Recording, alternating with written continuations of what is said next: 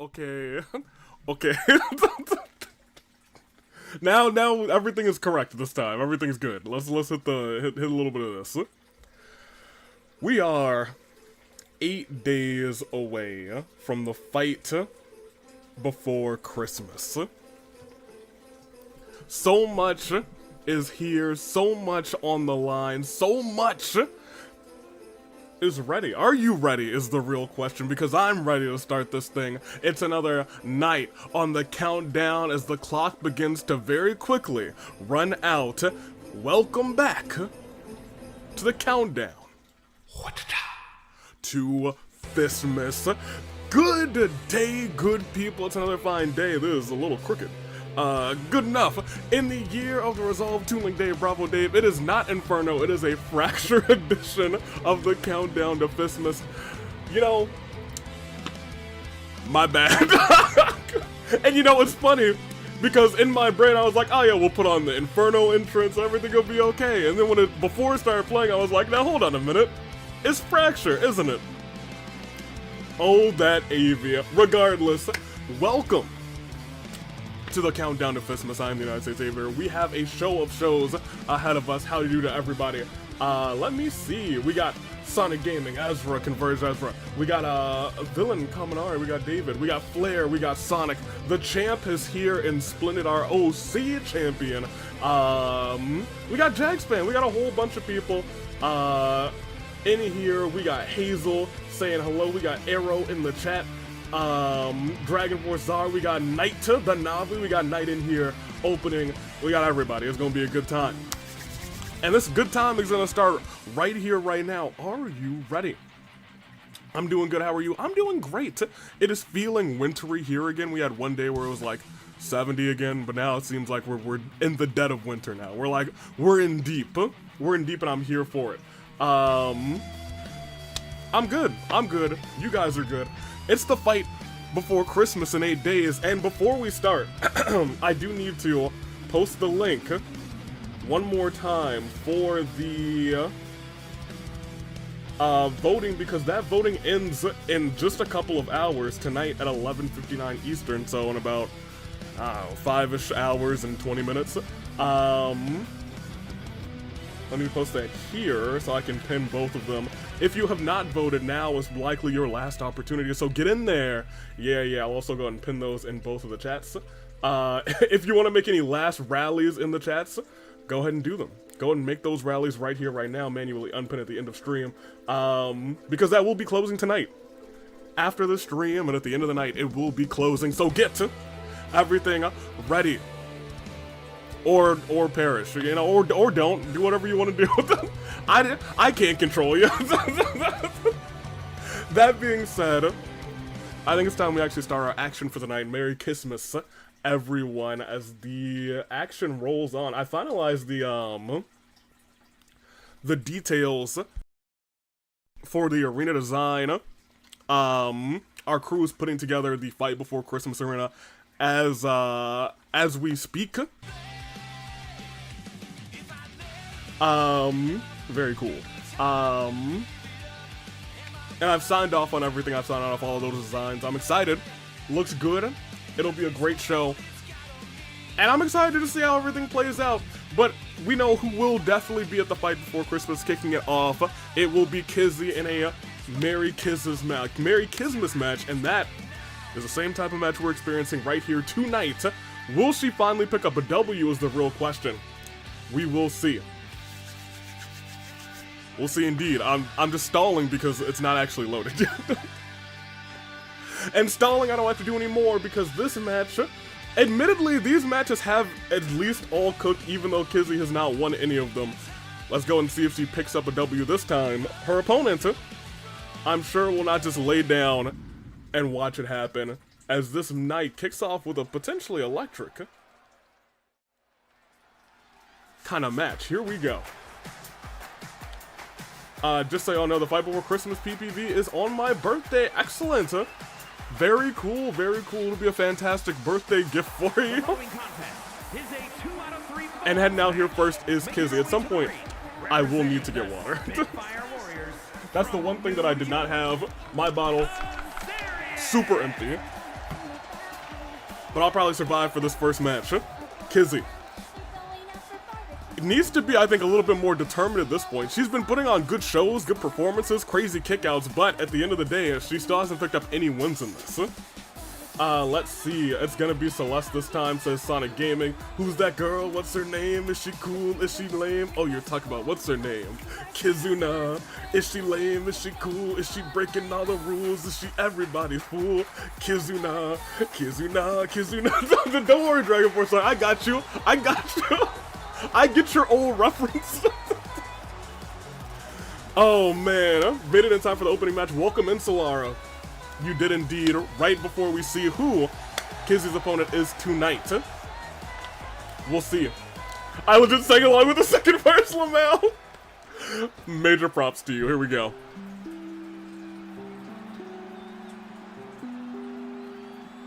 And from Japan, the Princess Zelda. Earlier this year, she was out here hitting people with chairs, throwing objects in her new game. Zelda's here to throw down with Kizzy tonight. I'll be real. I don't know if this is good for Kizzy either. Kizzy's had honestly some tough fights so far. We'll see if she's able to win this time around. Is Kizzy going against the Nintendo Gauntlet? It feels like it. It does feel like a Nintendo Gauntlet. She had Wii Fit Trainer. She had Callie, the Squid, or the Kid. I still don't know. Nobody's told me. And now Zelda. Who would have thunk? Maybe she'll have the steel chair. One can only hope. I'll vote for Kizzy, but both of these are cool. Kizzy, Zelda, 1v1. It's Merry Kizz-mas. Clyde, call her right down the middle, my guy. Let's see how it all plays out. Goodness gracious. Kizzy out the gates hot, saying, I need to make sure that my opponent gets as little offense as possible. I've been doing my darndest, I've been doing my best, but it has not been enough to get me a victory. It's gotten me one pinfall so far over 2 matches. After this one, there's 2 more to go. Can she break her slight losing streak, or will she pick up another L? Oh, a slap right to the face of the princess, and oh, hold on a minute. Kizzy's going wild at the start, but we've seen this before. But look at this, big combos already stunning Zelda early on in this fight. Pull back into an elbow right underneath the jaw. But Zelda didn't stay stunned for long, but eats a vicious crossbody, and Kizzy rages up. It's been like 30 seconds, and she might be getting hit with a wicked double feature. Zelda is in a great danger as this match rolls on. Zelda finally getting some offense, knee to the jaw, Kizzy. Going for a kick. Kizzy with a reversal, a knee of her own. And a wicked kick misses. Reversal by Zelda into a submission hold. Kizzy's locked in deep. Kizzy gets out of it quick. Zelda started this matchup honestly getting brutalized, still getting brutalized, but reversing that kick of Kizuna. Saved her in this matchup. But look at this. Zelda reversing. Drop. Oh my gosh! She drop kicked her knee. Kizzy lost footing and just flipped over the top rope. If this were the Rumble match, Kizzy would have been eliminated in spectacular fashion. My gosh. Zelda exhibiting a little bit of power herself into the pinfall. And I want you to pay attention. Zelda's done so much damage in this fight. But you have to remember, Kizzy had the entire, up until like just recently, it was all Kizzy. But if Zelda hits that finisher, hits that signature, oh, it's a different story. And she might be, oh my gosh, trying to lock in that submission move again. Kizzy able to, oh, it looks like Zelda also hit the top of her head on the steel steps, rolling through that. Wisdom don't mean anything on this one. Oh my gosh. Wicked submission, cutting off the circulation to the neck using the legs. Kizzy, she let Kizzy out of that. Kizzy did not break out of it. Zelda let her out. Oh, what's going on here? Toss the outside. If that kick hits, lights out. Let me see. Oh, hold on. Pinfall, 1, 2. No resiliency burned either. Zelda still got a whole lot of fight left in her. It was mentioned. I think someone said something about the Triforce. Yeah, Zelda using the Triforce to dominate Kizzy. It's not a domination yet, but she has definitely used that wisdom to turn things around as... Oh, thought she was going for a pedigree instead. Goodness gracious. Sent Kizzy's face into the mat, and Kizzy burns resiliency first.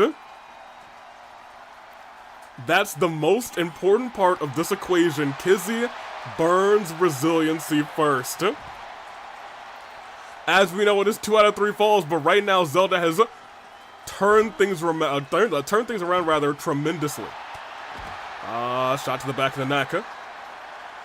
Kizzy watching as Zelda's just groggy on the barricade, saying, hey, potentially I can use this opportunity to get a weapon. First weapon of the match, and it's a whole table. A whole table actually sets it up outside of the ring. Unsure if she's ever going to use it, but a knee to the gut. Zelda ducks the clothesline. Kizzy with the reversal elbows, continuing to focus on the midsection. Knows that's where she's done the most damage, but Zelda is not letting this match end like that, not letting Kizzy have an easy time at all. Kizzy rolls through saying, can I get a little resiliency burned on this one? 1, 2, no. Still no resiliency. Stomp to the back. Kizzy's close to working up that finisher. That double feature could connect. Oh my gosh, punches over and over again right between the eyes and a slap to the face afterwards. Kizzy, I think, is starting to let some of that aggression play into this match. Clearly, after losing back-to-back in these challenges, her challenge, she's trying to have herself a Merry Kizz-mas, but that means she's got to win this thing. Tossed into the ropes. Hits a big boot right between the eyes of Princess Zelda. She's groggy-eyed, eyes closed, resiliency burned. Ladies and gentlemen, it is still anybody's matchup. Kizzy taunts to the audience saying, I still got this. Zelda is in a little bit of danger at this point. She is more damaged than Kizzy. Going after the legs. Kizzy going back outside the ring, maybe thinking about getting another weapon.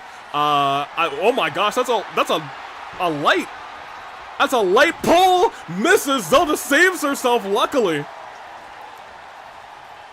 And that could have been enough to put Zelda away, to be honest. Hold on. Oh my gosh. Just kind of rubbing the arm pad over the eye.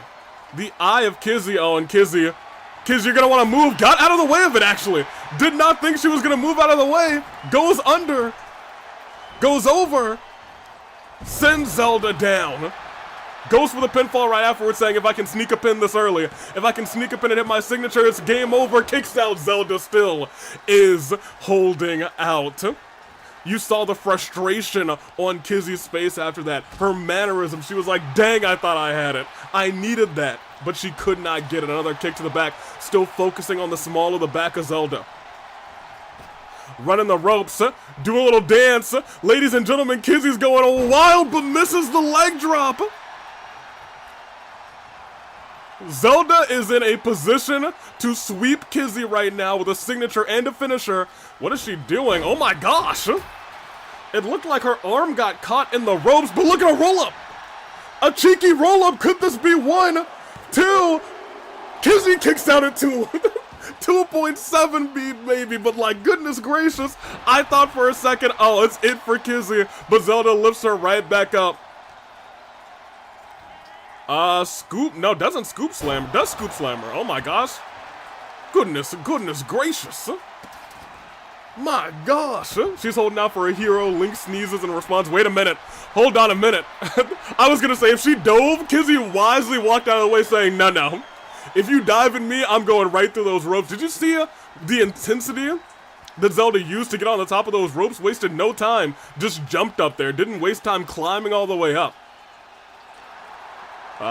Kizzy though, slap to the back of the neck, and a punch right to the temple of Zelda. Princess in danger, as we said earlier, but honestly at this point, everybody in danger, and a guitar looking at, oof! Zelda couldn't have been ready for that, right? Square on the forehead and into the steps. This is the aggressive side that Kizzy needed to show to pick up a W in this fight, because now a stunned Zelda on the barricade gets super kicked and she's out cold. Ladies and gentlemen, I think we just got our first fall for 1, 2, and that is 3. Kizzy picks up the first one. Wasted no time. Oh, but look at this, turns her around. Kizzy trying to sweep the princess. Oh my gosh, punch after punch, right still to the face. Tossing Zelda into the barricade again. Zelda with a reversal, able to push Kizzy away. Oh, but misses that hit. And that miss could spell the end of this match, to be honest. Zelda stands right back up on a drop kick to the throat. My gosh, and Kizzy just relentlessly, over and over again, shot after shot, going after Zelda. I'll tell you what, this is Kizzy's match to lose. It has been all Kizzy for a minute. What does she have? She has an apple? She got an apple in her hand? Trying to rock Zelda with some fist? Working all the way up the ramp. Oh, if they get to the metal parts here, every move that lands here is gonna hurt, and it's gonna hurt bad. It's gonna hurt, and it's gonna hurt bad. Zelda has the apple in hand. And luckily, honestly, right here is also really bad too on the concrete. Kizzy wrestles that apple back. Kizzy runs back into the ring. All right. Puts the apple down and gets right. All right, well, you know, okay, sure. As she goes spinning around, they really fought over an apple. An apple a day keeps the doctor away. If that's how this match ends, I think that's hilarious. 1, 2, and that's 3.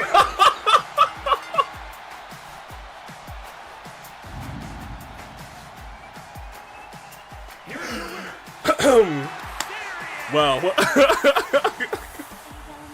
Kizzy finally gets a victory. Her new signature weapon definitely has to be the apple. Kizzy finally picks up a victory. The aggression that we talked about is real. And Zelda maybe just not on her game tonight, but baby, it is Kizzy. And we'll close out this poll. Honestly, pretty decent split for you guys. Pretty decent split. The one time I didn't go for Kizzy, oh, night. Oh, no. Also, welcome in Pie, but seriously, you're telling me Squid Girl and a fitness instructor make better wrestlers than the Princess of Hyrule? Yes, Dragon Forsyth, that's exactly what I'm telling you. Because Kizzy pulled off that 2-0 victory. Congratulations to her. And the apple. Very much the apple as well. She put the apple in the ring as a snack for later. And good for her. Apple's Zelda's weakness. That's what Ganon should have used all along. I'll tell you what. Here. Cha-Cha's back on because...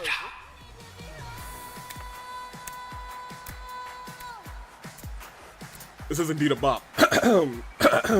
Most definitely. Because I will likely have to set up a match. Not rematch. Goodness gracious. Because... Actually, no. This is the 2-on-2. I'm incorrect. I don't have to set anything up yet. I was going to say, it's time to spin a wheel. It's not. And with that, she has a better win rate than Kanji in the open challenge. You better believe so. Here until SmackDown starts so we can all see Chelsea Green and Michin win. We'll see. We'll see. That's who I have picking up the W. But I could see a sneaky, who is Michin fighting? Tiffany? I could see a sneaky Tiffany, getting the W. Give me this. To call back to the final two who were on top of the ladders at Money in the Bank. However, for right now, it is the round robin as it continues.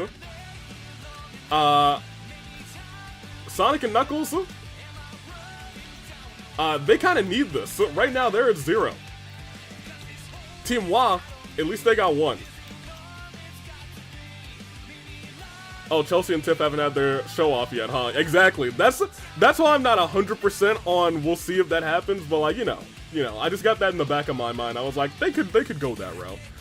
Give me this. Twitch, I'll give you your prediction in just a second. We have Round Robin. It is.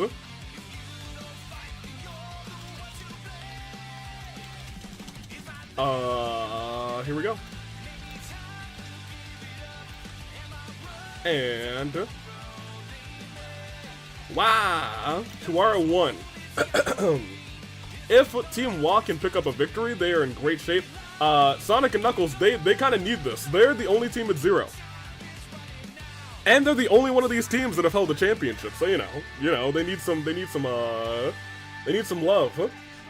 We'll see if they get that love in just a moment. In fact, we'll see if they get this love right now. 20 minutes are about to be on the clock. Huh? As this matchup is potentially electric. Huh? Alright, let me get chat back up. Also, apples are so plentiful in Breath of the Wild, and you know what? You're not wrong, they absolutely are. Hazel voting for Green Hill Zone. He's so tall. Like, he's not even on the screen all the way. His head got clipped off. I just want to point out, Mans is tall. Mans is tall out here. There's the Wario brothers. Admittedly, I'm not familiar with those games as you think. Fair enough. Just finished watching the Amazing Digital Circus episode 4. It was amazing, says Kuzu. Also, welcome into you, Kuzu. Knight says, I'm fine with either of these, but I want Green Hills at least to get 1 point. Well, we'll see how it all plays out, because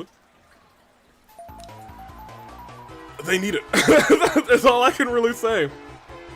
Now, after everyone's faced everyone, which will all end technically this Sunday, next Friday there will be one more match featuring all 4 teams. The team who wins gets 4 points, second gets 3, third gets 2, losing team gets 1. So keep that in mind, there's one more opportunity to earn points.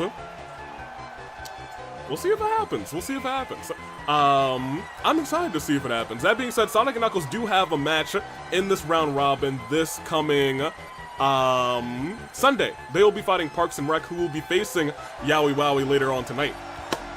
That's the magic of the round robin.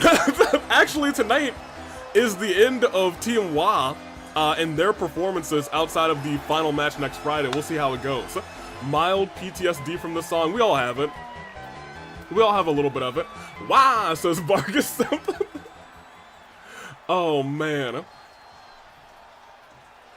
Let's see. Doesn't even matter though. Isn't it impossible to reach 4 points if the 4 points rather one of the teams have? The thing is, like, if Yaoi Wowee gets 0 and they lose this next match and they only get 1 in the next match, there's a great opportunity for them not to win. Look at that. Sonic and Knuckles have Knuckles going in first. It's Powerhouse versus Powerhouse. I want you to keep in mind, Wario is very hurt.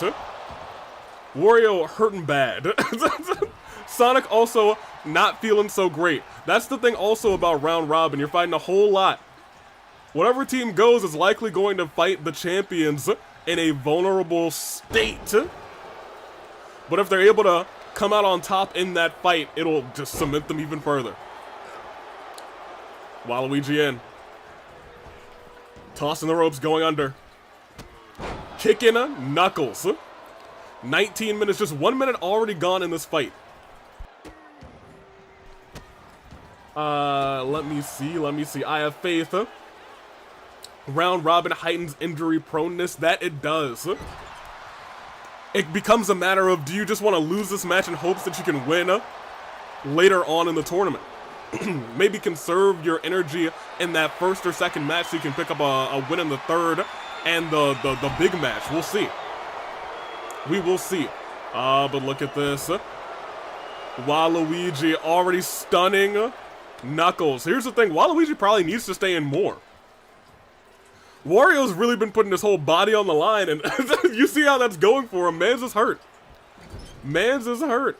If Yaoi win tonight, then no one catches their points. It depends. More so who wins this match. If Waluigi and Wario win this match, they'll be at 4. No, they'll be at 3. I can count. If the other, well, if Yaoi win their match, they'll be at 6.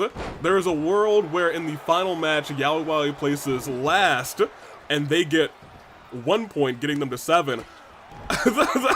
And then Team Waluigi gets 4 points, bringing them up to 7, giving us a triple threat match at the fight before Christmas. There's a lot of still number odds because of that last match happening next week featuring all 4 teams. So when I say it's still anybody's game, it is still anybody's game, but these 2 matches may be the most important out of all of them tonight. Look at this. And I think Team Wa realizing that, saying, we gotta do whatever we can to win this thing. We got 17 minutes, we gotta pick up a victory. 1, just 1.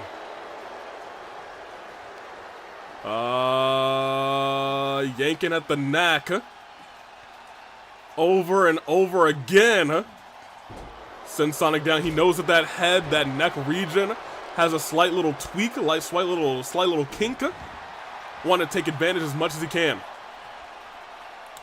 Waluigi has some Dolph Ziggler type of selling. I mean, look, you have the height and the limbs like that. You better put the selling to the moon. Oh my gosh! Hold on a minute. Oh my gosh! Standing up, flipping and dropping Sonic on his head.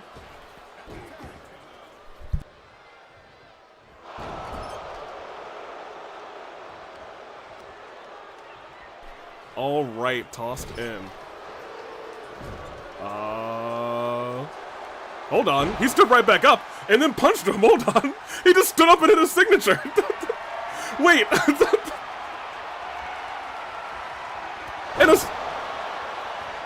I'm sorry?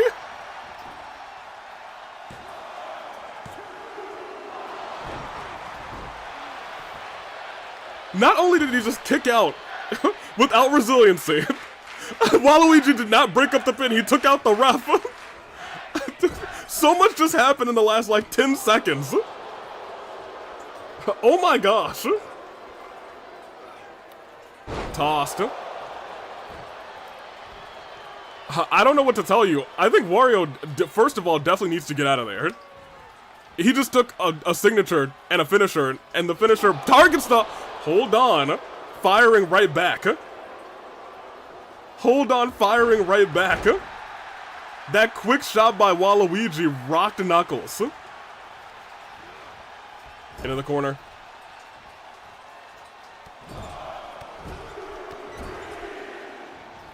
Oh my gosh. And here's the thing, we haven't had too many tag team moves from either team in this fight. But that may change. Could it be commentator's curse? It is. I just said, you know, we haven't seen a lot of tag team moves and they send the big man flying. Stomp on the face. Double stomp on the arm.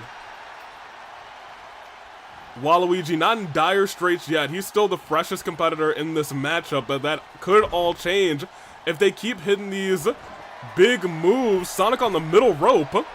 No, on the top rope. Turns around. Oh my gosh. Did you hear the crunch when he landed one? Just one, and Wario, unwisely, I will say, unwisely got out of the ring, or rather into the ring to try and break that up. Referee saw that, and because of it, Waluigi in a lot more danger, because Sonic looks to be on a little bit of a roll. Waluigi, however, gets out of it. Waluigi, I'll be real, has been impressive, and now they are working together. Oh no, they're really working together. I think they're trying to hit their tag team finisher. They're going together. Oh my gosh. Into the pinfall. 1, 2. Kick out. Oh my gosh. I don't know what to tell you. They dove off of the top rope together, squashed Sonic, but he's still kicked out. Okay, first of all, did you see the technique Waluigi had? He was like, let me keep my hands up. You ain't gonna kick me. I knew you like to do a little spin kick. Not gonna happen to me. Waluigi studied the tapes, but look at this. Knuckles still not baited in. Knuckles still not baited in. Knuckles not coming in to help Sonic. I would have been like, all right, there's no shot you're kicking out anything right now. You're hurt, right? You're feeling it. You're feeling it deep in you right now. No, apparently not. Wario misses that move. Sonic ducks that one. But Wario somehow comes out on top and still sends Sonic flying. And this is smart. We're keeping Wario out of the action, making those quick tags to Waluigi. Waluigi. Sonic back in the corner. Sonic gets the shoulder up. Elbow to the jaw Waluigi, instead sending Waluigi into the other corner. Waluigi this time gets the elbow up. Sends Sonic into the other corner. Little back and forth. Oh, but back and forth might end right now. He is looking to hit a big move. Sends Sonic packing. In the heavens above. What does he have? Superplex? Standard superplex. It took a lot out of Waluigi too. But Sonic baited him in. Said, I know it took a lot out of you too. One. Oh, it didn't take that much out of him because he's still kicking out at one. It hits that out of nowhere. Waluigi back fist. There's a world where they win this thing in just a moment's notice. Because they could hit that tag team finisher again. No, Sonic reverses. Desperately tries to get Waluigi into the other corner, saying, Knuckles, I need this tag. Doesn't get it. Waluigi gets out of the way. But Sonic says, no, you gotta get right back in there. I need this. They make the tag. They make the tag. And a double drop kick. Waluigi still not stunned. And saves himself rolling out of the way. And Knuckles goes flying though, does not let him get a moment to breathe, and almost stuns him. But does not. Knuckles sent down.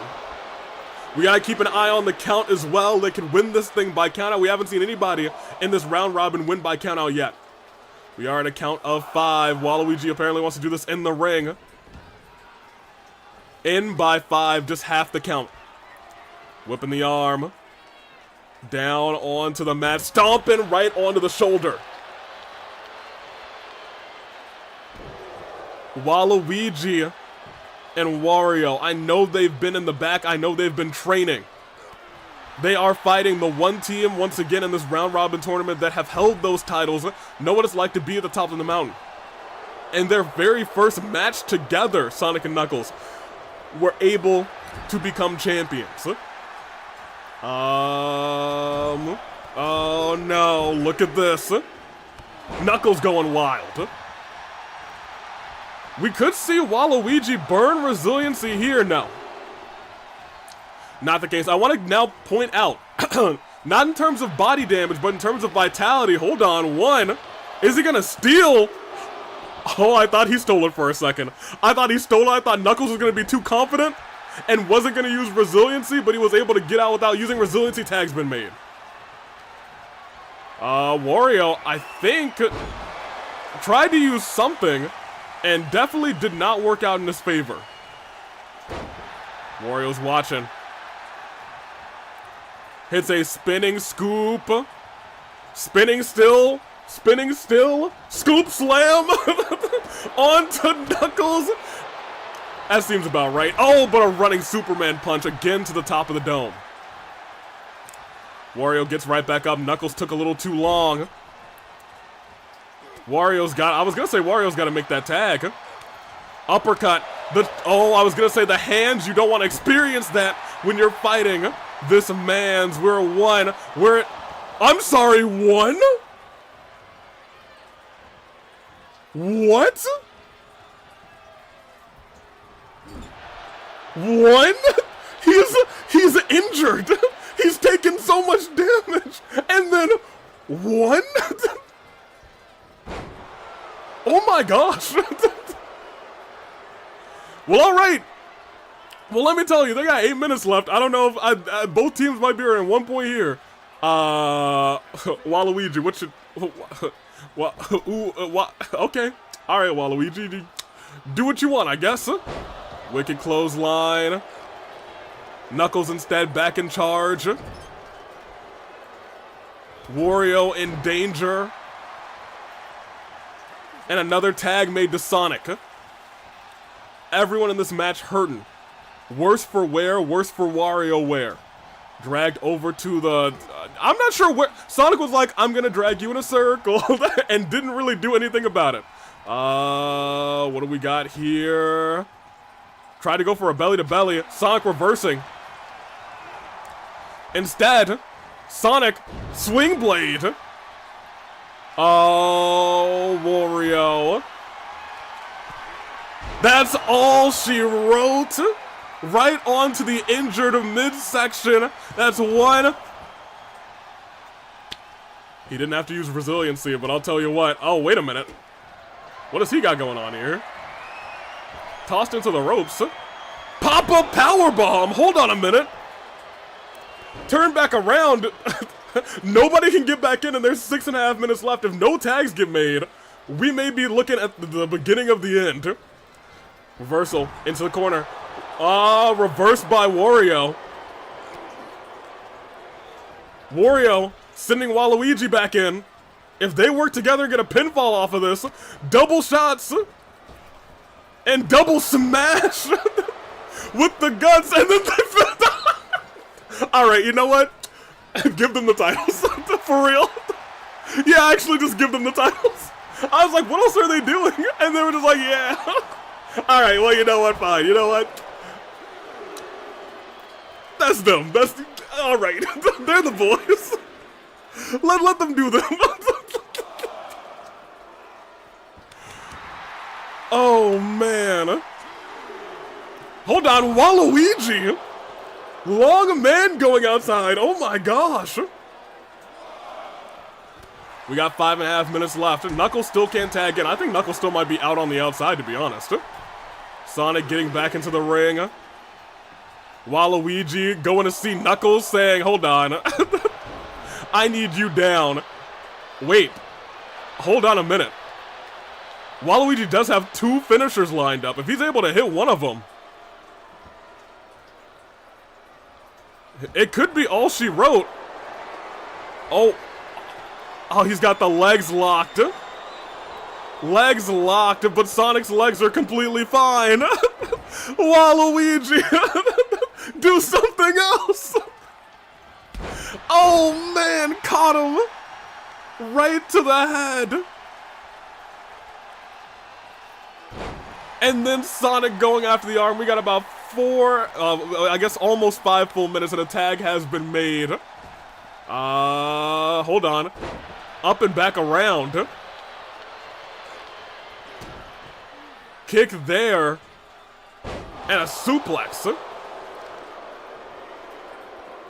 There are 4 minutes and 37 seconds. Well, I have to say, it's certainly possible we could get a W here from somebody. Into the pinfall. Wait a minute. Maybe I spoke a second too soon. 1, 2. Resiliency burned on Knuckles. They have a target. And if they have a target, they have a chance. And Sonic and Knuckles don't want to hear that. They don't want to see that. 4 minutes and 14 seconds left. Another suplex. And Wario tagged in. They are trying to beat the clock. 4 minutes remain into the corner. Tag has been made. Are they trying to hit that? They're not going for the finisher. They're just going for the boom. And they said, yeah, we're going to celebrate and get him boom. These boys. Waluigi back in. Knows he has to go after... Oh my gosh, Knuckles goes after Knuckles again. You got to get... I was going to say either have to get Knuckles back in there. Or... you got to do something else. That's all I can really say. Stomp, try to go to the back. Oh, he's on the outside. Wait, He's on the outside. If he hits this, and he will hit this. Oh, Knuckles. They're in a 6 count. They're in a 6 count. Waluigi. Waluigi. He let go of it. Wait. Waluigi, you gotta get back in the ring. Waluigi. Waluigi, we're at 9. Waluigi, get in. Oh my gosh, he did it. 10. They did it. He counted them out. They got 2 points. Oh my gosh. Yo, I thought it was gonna be a double count out. It was this close to being a double count out. Oh.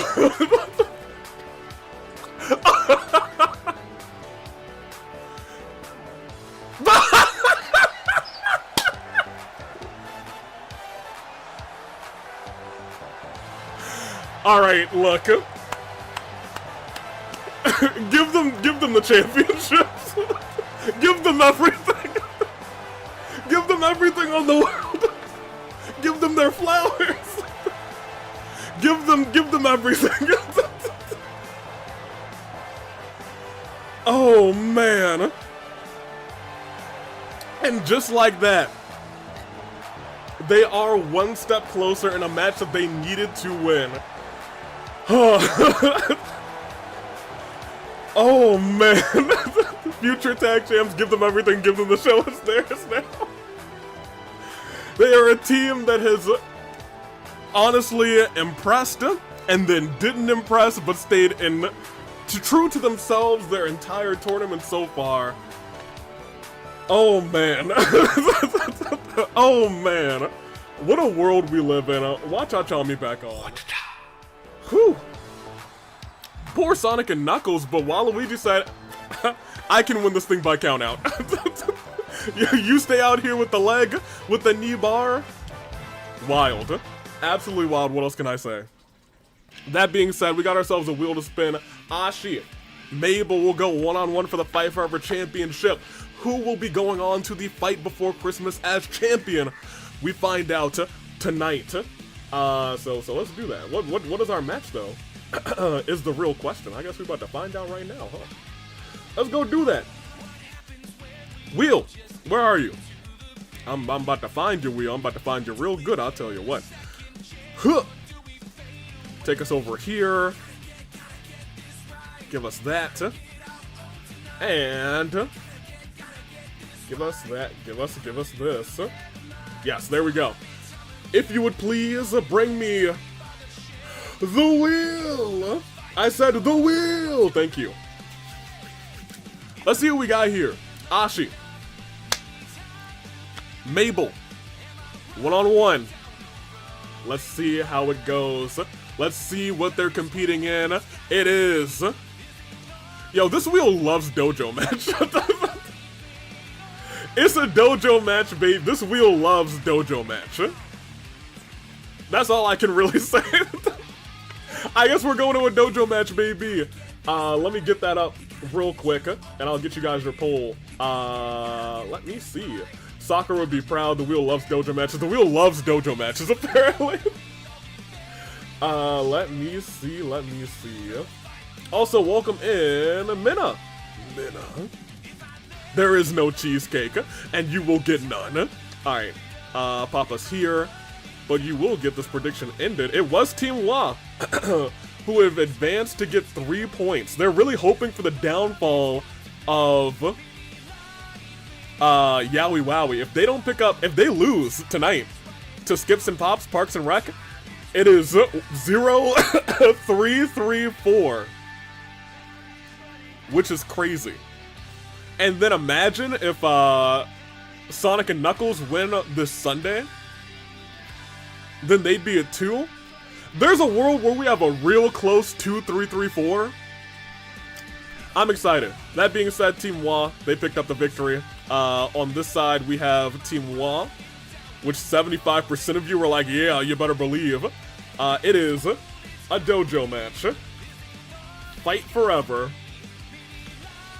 It is Ashi.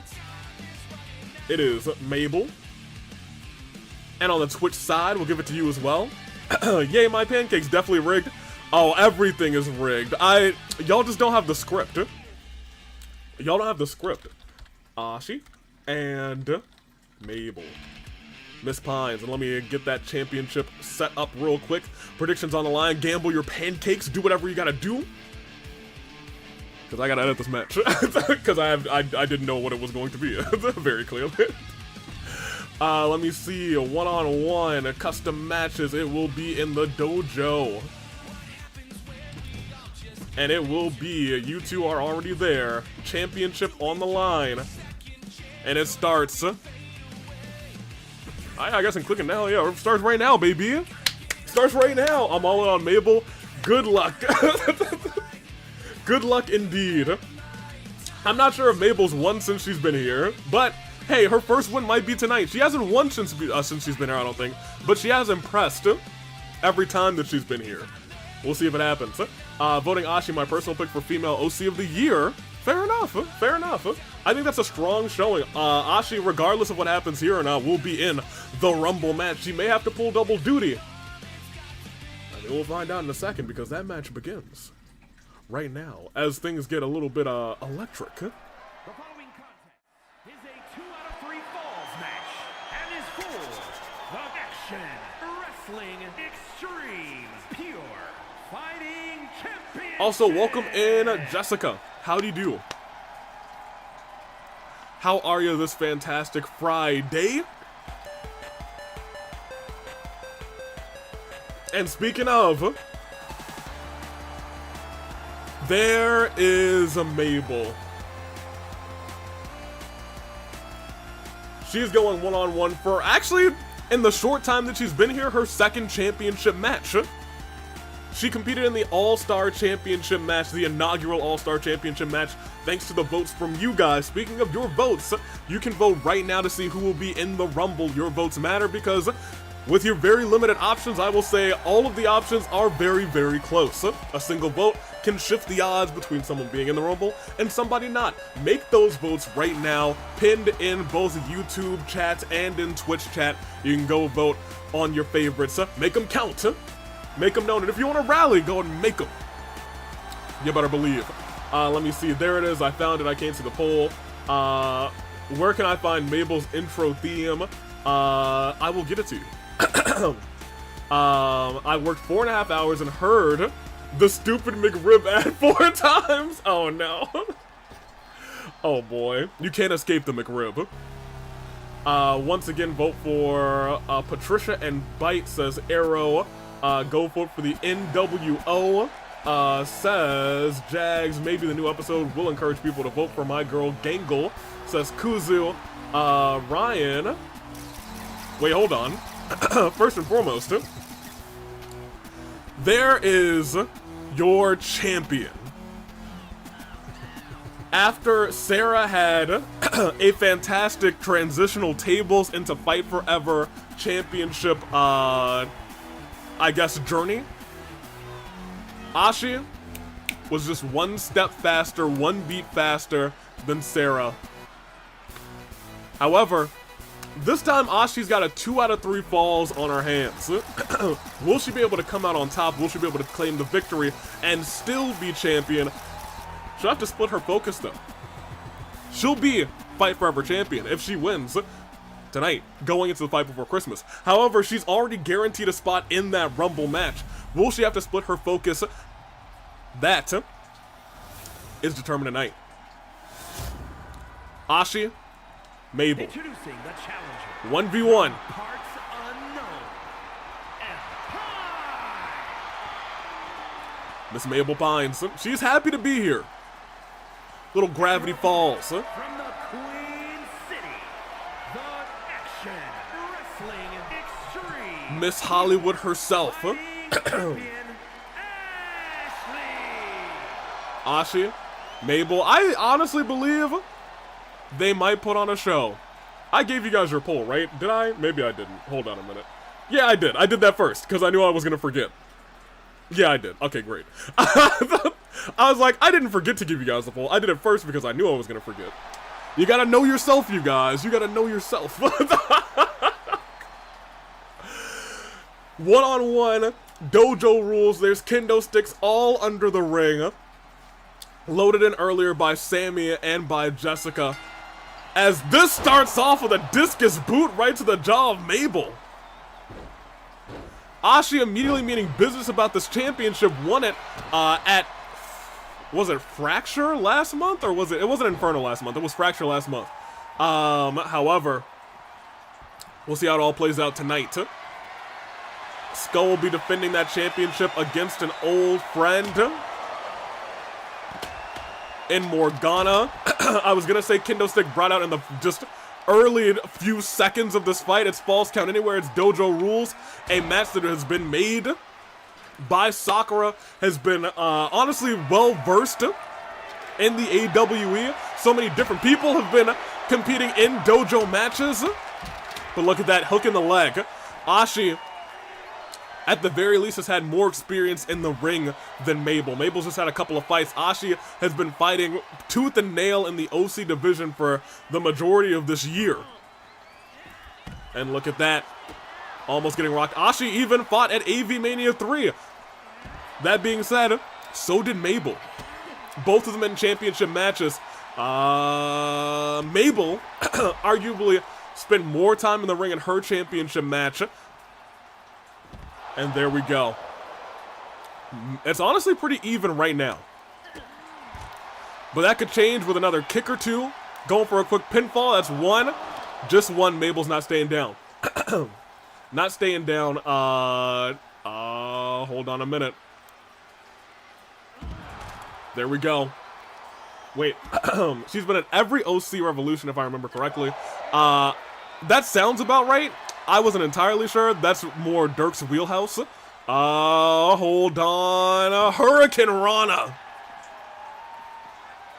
And running into another one as well.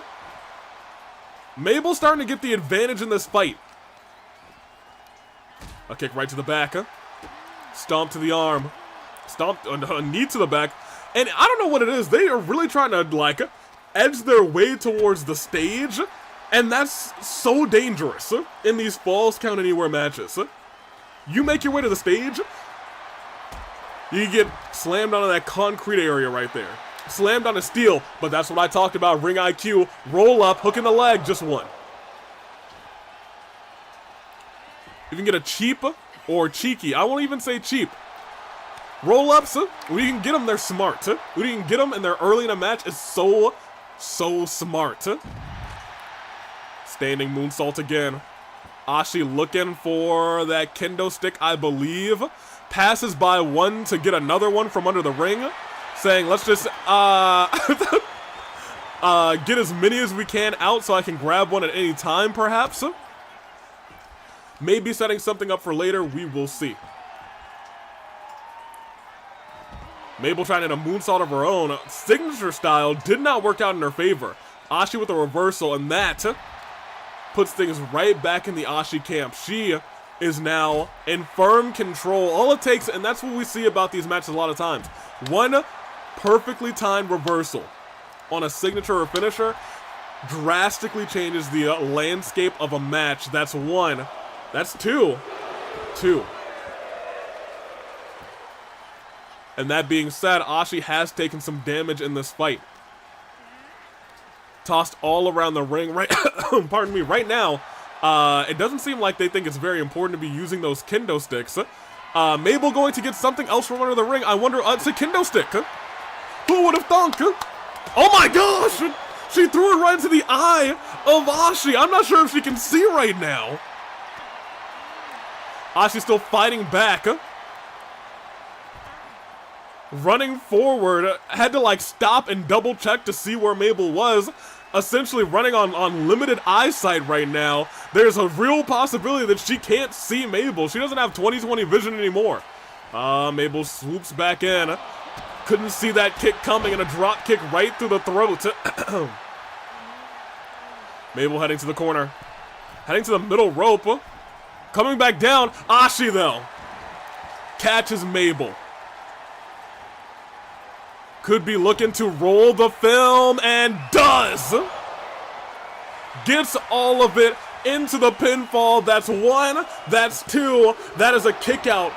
But resiliency burn, I was gonna say, she doesn't just see, as long as she has her hands on you, she knows exactly where you are. And if she really can't see out of that eye right now, that's exactly what she needs. Oh no. Mabel is in danger. Right to the back. Ashi doesn't go for the pin, surprisingly. Goes for a kendo stick. Goes for a kendo stick instead. Mabel gets out of the way. Hits a kick of her own. And face buster right to the middle of the mat and a knee right to the jaw. Ashi able to get into the corner. Mabel got a running start with that drop kick. Ashi struggling up to her feet. Got caught into that turnaround code breaker. 1, 2. Resiliency burned. It is anybody's fight. 2 out of 3 falls. Any pin at this juncture after all of this damage could be all she wrote. Ashi has the upper hand with one finisher. Oh boy, and now we're seeing the kendo sticks come into play. You would expect them to be weakening people early in the fight, but this late in the battle, they could easily rack you up your first pinfall. Oh, missed the boot! And Mabel stuns Ashi, goes for the pinfall right afterwards after 7 kendo stick shots and a shot to the apron, still able to kick out.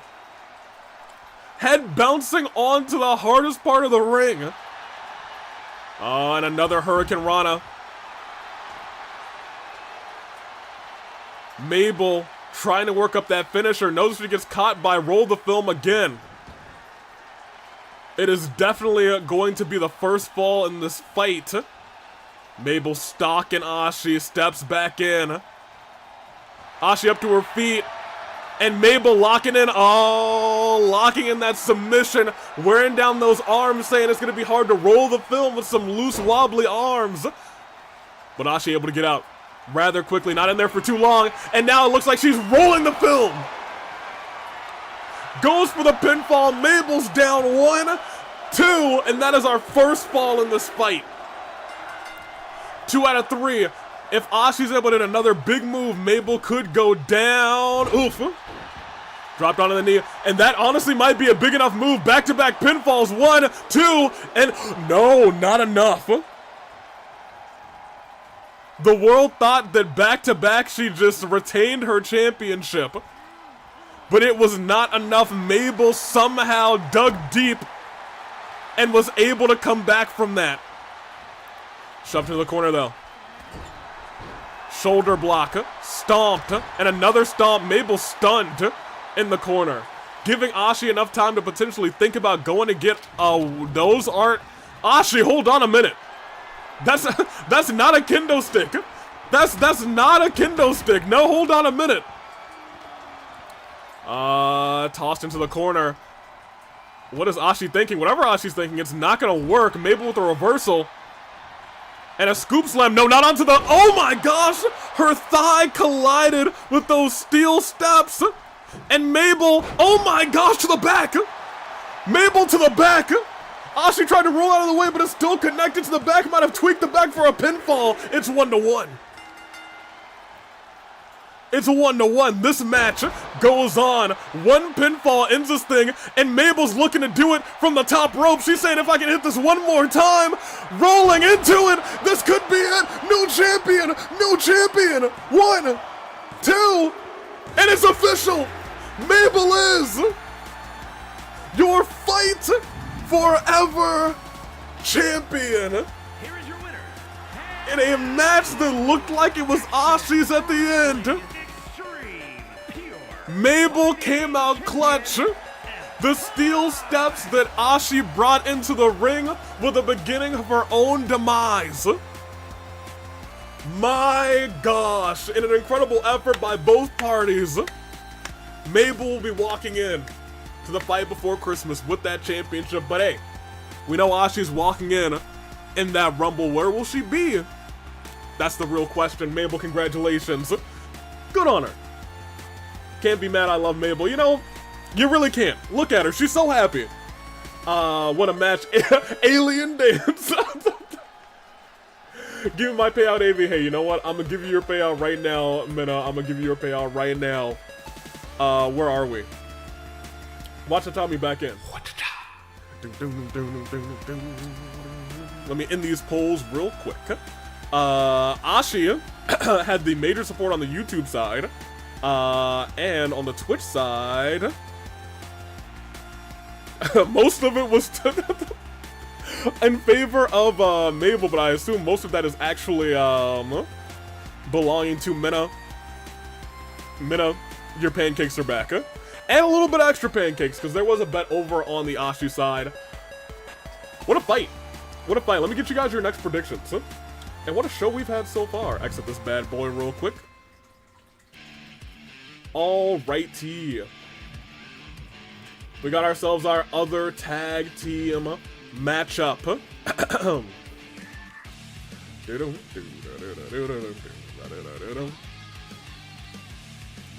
It was purely just me. Good on you. More tag team action here. Let me get you guys these polls real quick. It is the other round robin. It is Yaoi. Wowee. What a world we live in. They have 4 points right now. If they win this, they'll get to 6. If they don't, they'll stay at 4. And right behind them right now is with 3 points. Thanks to earlier in the night. Even if they get to 6 points, because of that final match, it's not over for Team Wa. And Parks and Rec. And I'll tell you what, people were counting out Parks and Rec early in this thing, but the banger they put on with Team Wa, hey, I can't be mad at them either. Alright, there we go, there we go. That's for you guys. Over on the Twitch side, it is Round Robin. It is Yaoi, Wowee, with 4, and it is Parks and... Hold on. I'm getting a cold. Whew. What's good, Maru? Yeah.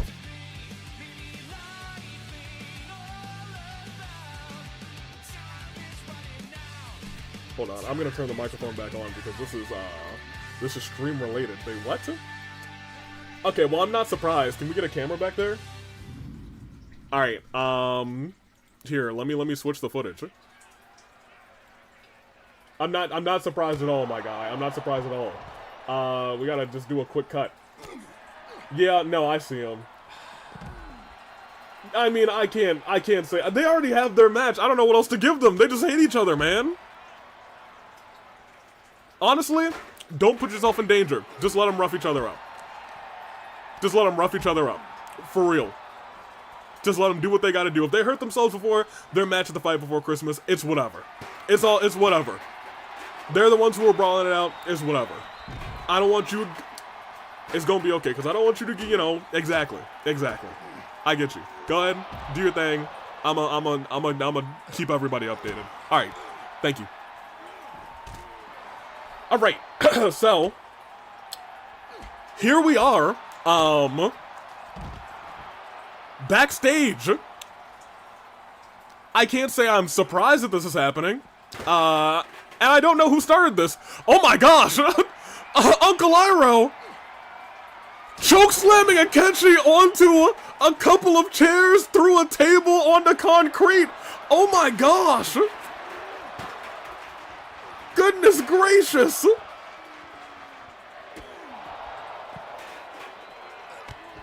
Honestly, I wouldn't be surprised this time if Uncle Iroh started this. After what A-Catchi did to Gin, who's not medically cleared to compete, at least for another couple of weeks. He's not banged up. Oh my gosh, too bad, but I think Uncle Iroh wants to make sure that A-Catchi pays for this. And I don't blame him. I don't blame him in the slightest. And look at this. Uncle Iroh finally giving the hands to A-Catchi. He said he couldn't wait for the fight before Christmas. I gotta get him backstage. As he sends his neck right down. Oh, do you see that, like, not the wet spot? I guess it's a wet spot, but like right onto the grating right there. He slammed his neck right onto that metal grate. Wild, targeted, and that's what we like about Uncle Iroh. He is a masterful competitor. He knows how to bend all your limbs. He knows how your flow of energy works. He knows about your chakras. But A-Catchi, he knows how to fight. A-Catchi is a smart man. He's not an idiot. He is not an idiot. He wanted this fight for a reason. He started this beef back at Brawloween, back in October. And now A-Catchi's saying, you can fight with your fist. I'm gonna bury you alive, old man. Oh my gosh. Over and over again with that shovel, a kick right to the jaw. And a fireball connects. Uncle Iroh breaking out the firebending. A-Catchi can't see either. Everybody's getting, oh my gosh. A-Catchi standing right back up and a shot right to the head. Uncle Iroh firebending at A-Catchi. Saying anything goes. You want to just use a shovel? I'm going to put you away. Where was he trying to drag him is the real question. Uncle Iroh, he's going for targeted attacks. A-Catchi's just going for violence. A-Catchi just going for pure, unadulterated violence. Double axe handle to the ground. A-Catchi again going to look for a weapon. And Uncle Iroh is in incredible danger as every single shot might, it looks like he's, oh, I was going to say he's missing, but he sure ain't missed that one. Sure did not miss that one. Uncle Iroh back up. Oh my gosh, but A-Catchi with a kick right to the jaw. A-Catchi walking off. Trying to separate himself from Uncle Iroh. Going all the way to the parking lot. Oh my gosh, he's leaving. He is actually leaving. Or picking up the stop sign. Oh, I don't think he's leaving. Because Uncle Iroh's following him, and I think A-Catchi knew that. Oh my gosh, running knee in the parking lot. Uncle Iroh. Oh my gosh, the back of his neck.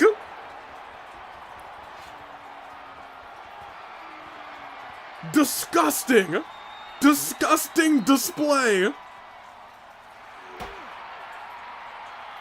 Calling for A-Catchi to get back up, essentially signifying as this is an Agni Kai, tosses the stop sign at his head. My gosh. And tries to choke him out in the middle of the parking lot. Oh, maybe okay. A-Catchi got out of it, but my gosh, that could have been real bad. This could have been awful. It's time to stop. Oh, look at this. Dragging A-Catchi. Where is he trying to drag him to? Hitting a quick combo on the mans. They're fighting over by that car. A-Catchi saying, you're not slamming me to that car, old man. Tosses Uncle Iroh. Big stomps all over the place. Elbow drop to the kidneys. It really did look like a kidney shot.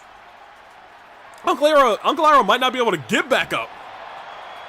Look at him. He's literally holding the small of his back. He's hurting bad. I think he's out. A-Catchi gets the upper hand on Uncle Iroh again in the parking lot. All over the building. Whoever owns that car had a panic attack. Maybe that's what the motivation is about. He's been making himself the clear villain. If that's A-Catchi's goal, Cherry, then he succeeded in doing the opposite. Yeah, he's not making Iroh look bad. We're still all rooting for Iroh, but Mans is out cold. That just happened. Yeah, look. I'll be real. I still haven't put up the poll for Twitch. I was in the middle of that thing. Give me a second. This was not supposed to be what we experienced. They have their match. And it can't be a normal match anymore. It physically just can't be a normal match. I think we all know that for certain. I'll make a decision by the end of the night.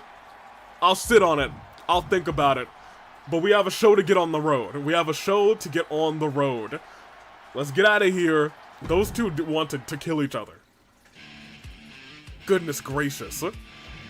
My gosh. Get our 2v2. Are they in the ring? They should be in the ring. Where are we? I'm sorry. Here.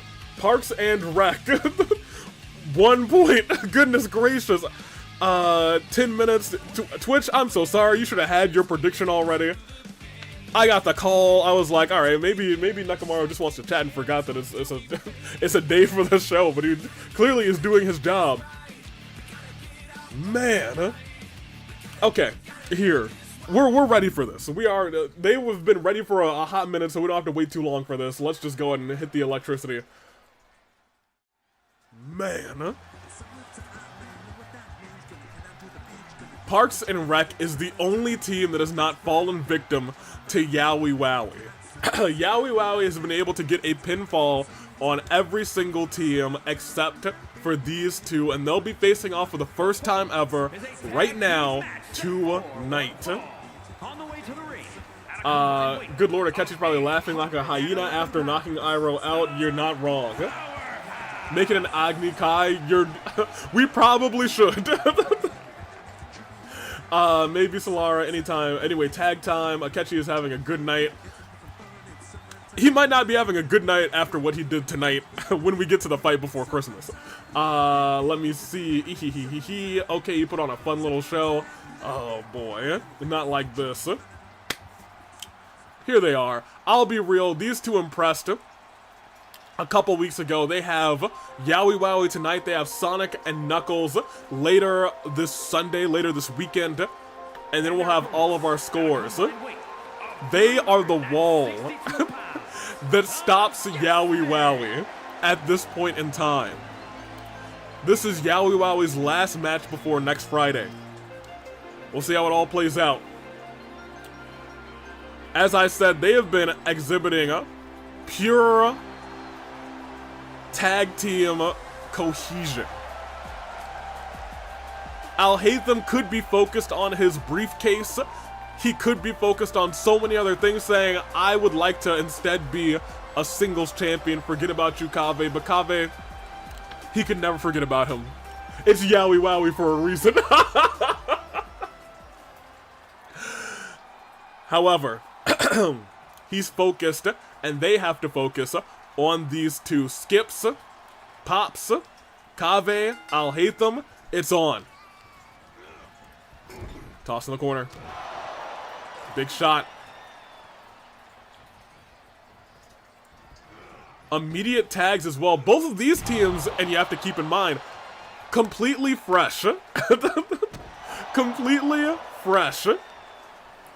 And we know Pops, master technician. We've seen Skips. He'll hurt you. And he will hurt you quick. Uppercut by Pops. Jolly good show. If he hits that move, it could be lights out. For Kaveh, not the case right now. We still got a lot of match left. We're not even a minute in. Toss in the corner. Big chop. Going after the arms. Cassius does have a match tonight. Al-Haytham could cash in there. That is true. While I said we had focus, Al-Haytham could cash in tonight against Cassius Bright. That could be the case. Oh my gosh. Kaveh's starting to fire back now. And off the ropes, that's something else we've seen. We know Al-Haytham, he's good. He's Mr. Golden Ticket for a reason. However, Kaveh's not something we've seen a lot from. Not something somebody we've seen a lot from. But since competing in this round robin tournament, he has oftentimes been the saving grace of their tag team with moves like this just out of nowhere with a standing from the top rope Spanish fly. My gosh, hold on. Tag's been made. He's crawling. Tag to Skips. Powerhouse and Skips. Going toe-to-toe with Mr. Golden Ticket. Slam. Slam has been achieved and tossed into the corner. Big chops. Big hits, and now they're working together to try and wear down Skips. What some would think is an impossible task, because look at that. Pulled him right back into a heavy knee, and now Kaveh is feeling the damage. Both of these vision bearers can't use their visions. Gonna have to fully rely on what they can do with their physical abilities in the ring. As Alhaitham is going toe-to-toe with Skips, and Skips just steps in and wickedly destroys the face of Alhaitham. My gosh! And Pops does the same, saying, oh, that was a jolly good move. Up to the top rope, and then goes right back down, saying, actually, Skips, you try and handle that, mans. I'm gonna go after Kaveh. Both trying to weaken both opponents at the same time. That's how you save time in a match like this. With a limited amount of time, you gotta do as much damage as you possibly can. Focusing on one person, not always the greatest goal. Alhaitham, however, trying to take out two people with one stone or one fist. Not working out. Or maybe I spoke too soon, because he's got Pops down, he's got Skips on the ground. And Alhaitham is being a one-person army right now, and he's got Pops down for one. Just one. Solar saying, honestly, I can see Skips being a threat in men's singles action. You are, I'll be real, correct. If at this point in time we saw Skips go toe-to-toe with, hold on, roll up by Pops. What? Not even one. I was gonna say, if we saw Skips go toe-to-toe with Kaito, not sure he could beat him. If we saw Skips go toe-to-toe with Cassius, not sure Cassius could beat him either. Oh, hold on. Yanking at the arms. Goodness gracious. I'm not sure if Skull could beat Skips. Skips, that's a big man. That's a big, powerful, big, beefy boy. And he can also do things like this. How do you stop that? I'll be real. Team WA was able to hold them back for 20 minutes. Nobody got the upper hand. That being said, do we all remember what Skips was able to do after taking all that damage, kicked out at 2.99 without resiliency? Do we all remember that?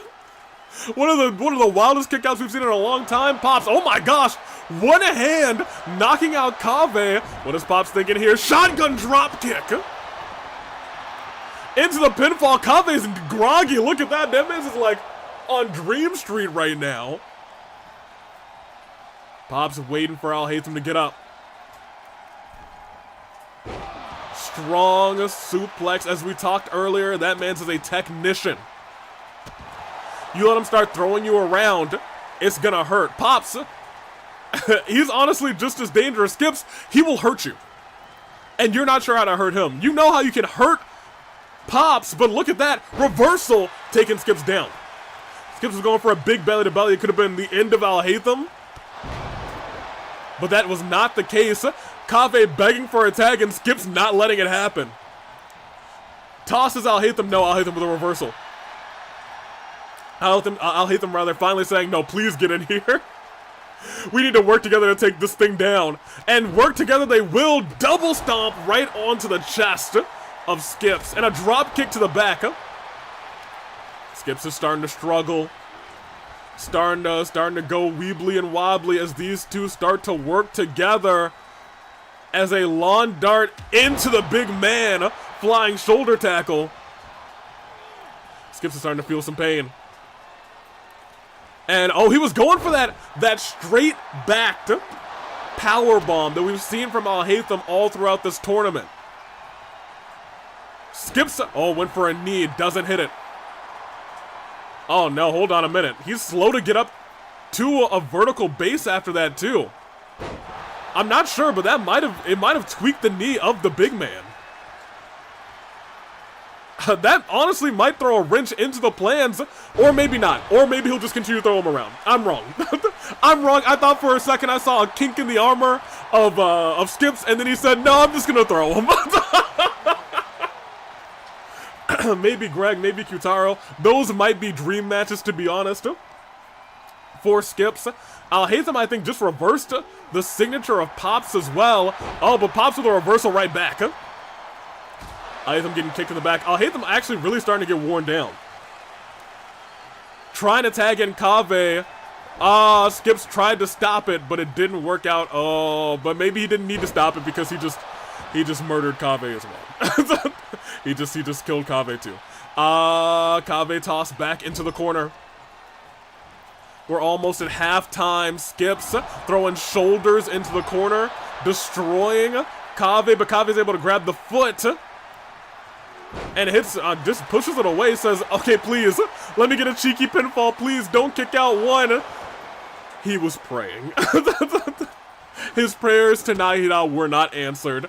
Dang. Up and down. Onto the back as well. Kicked onto the leg. Skips is real, as I said, Skips is really starting to feel it. You saw him grasping in his midsection, but every time you see like a weakness in Skips, he just runs at you and it hurts you wildly.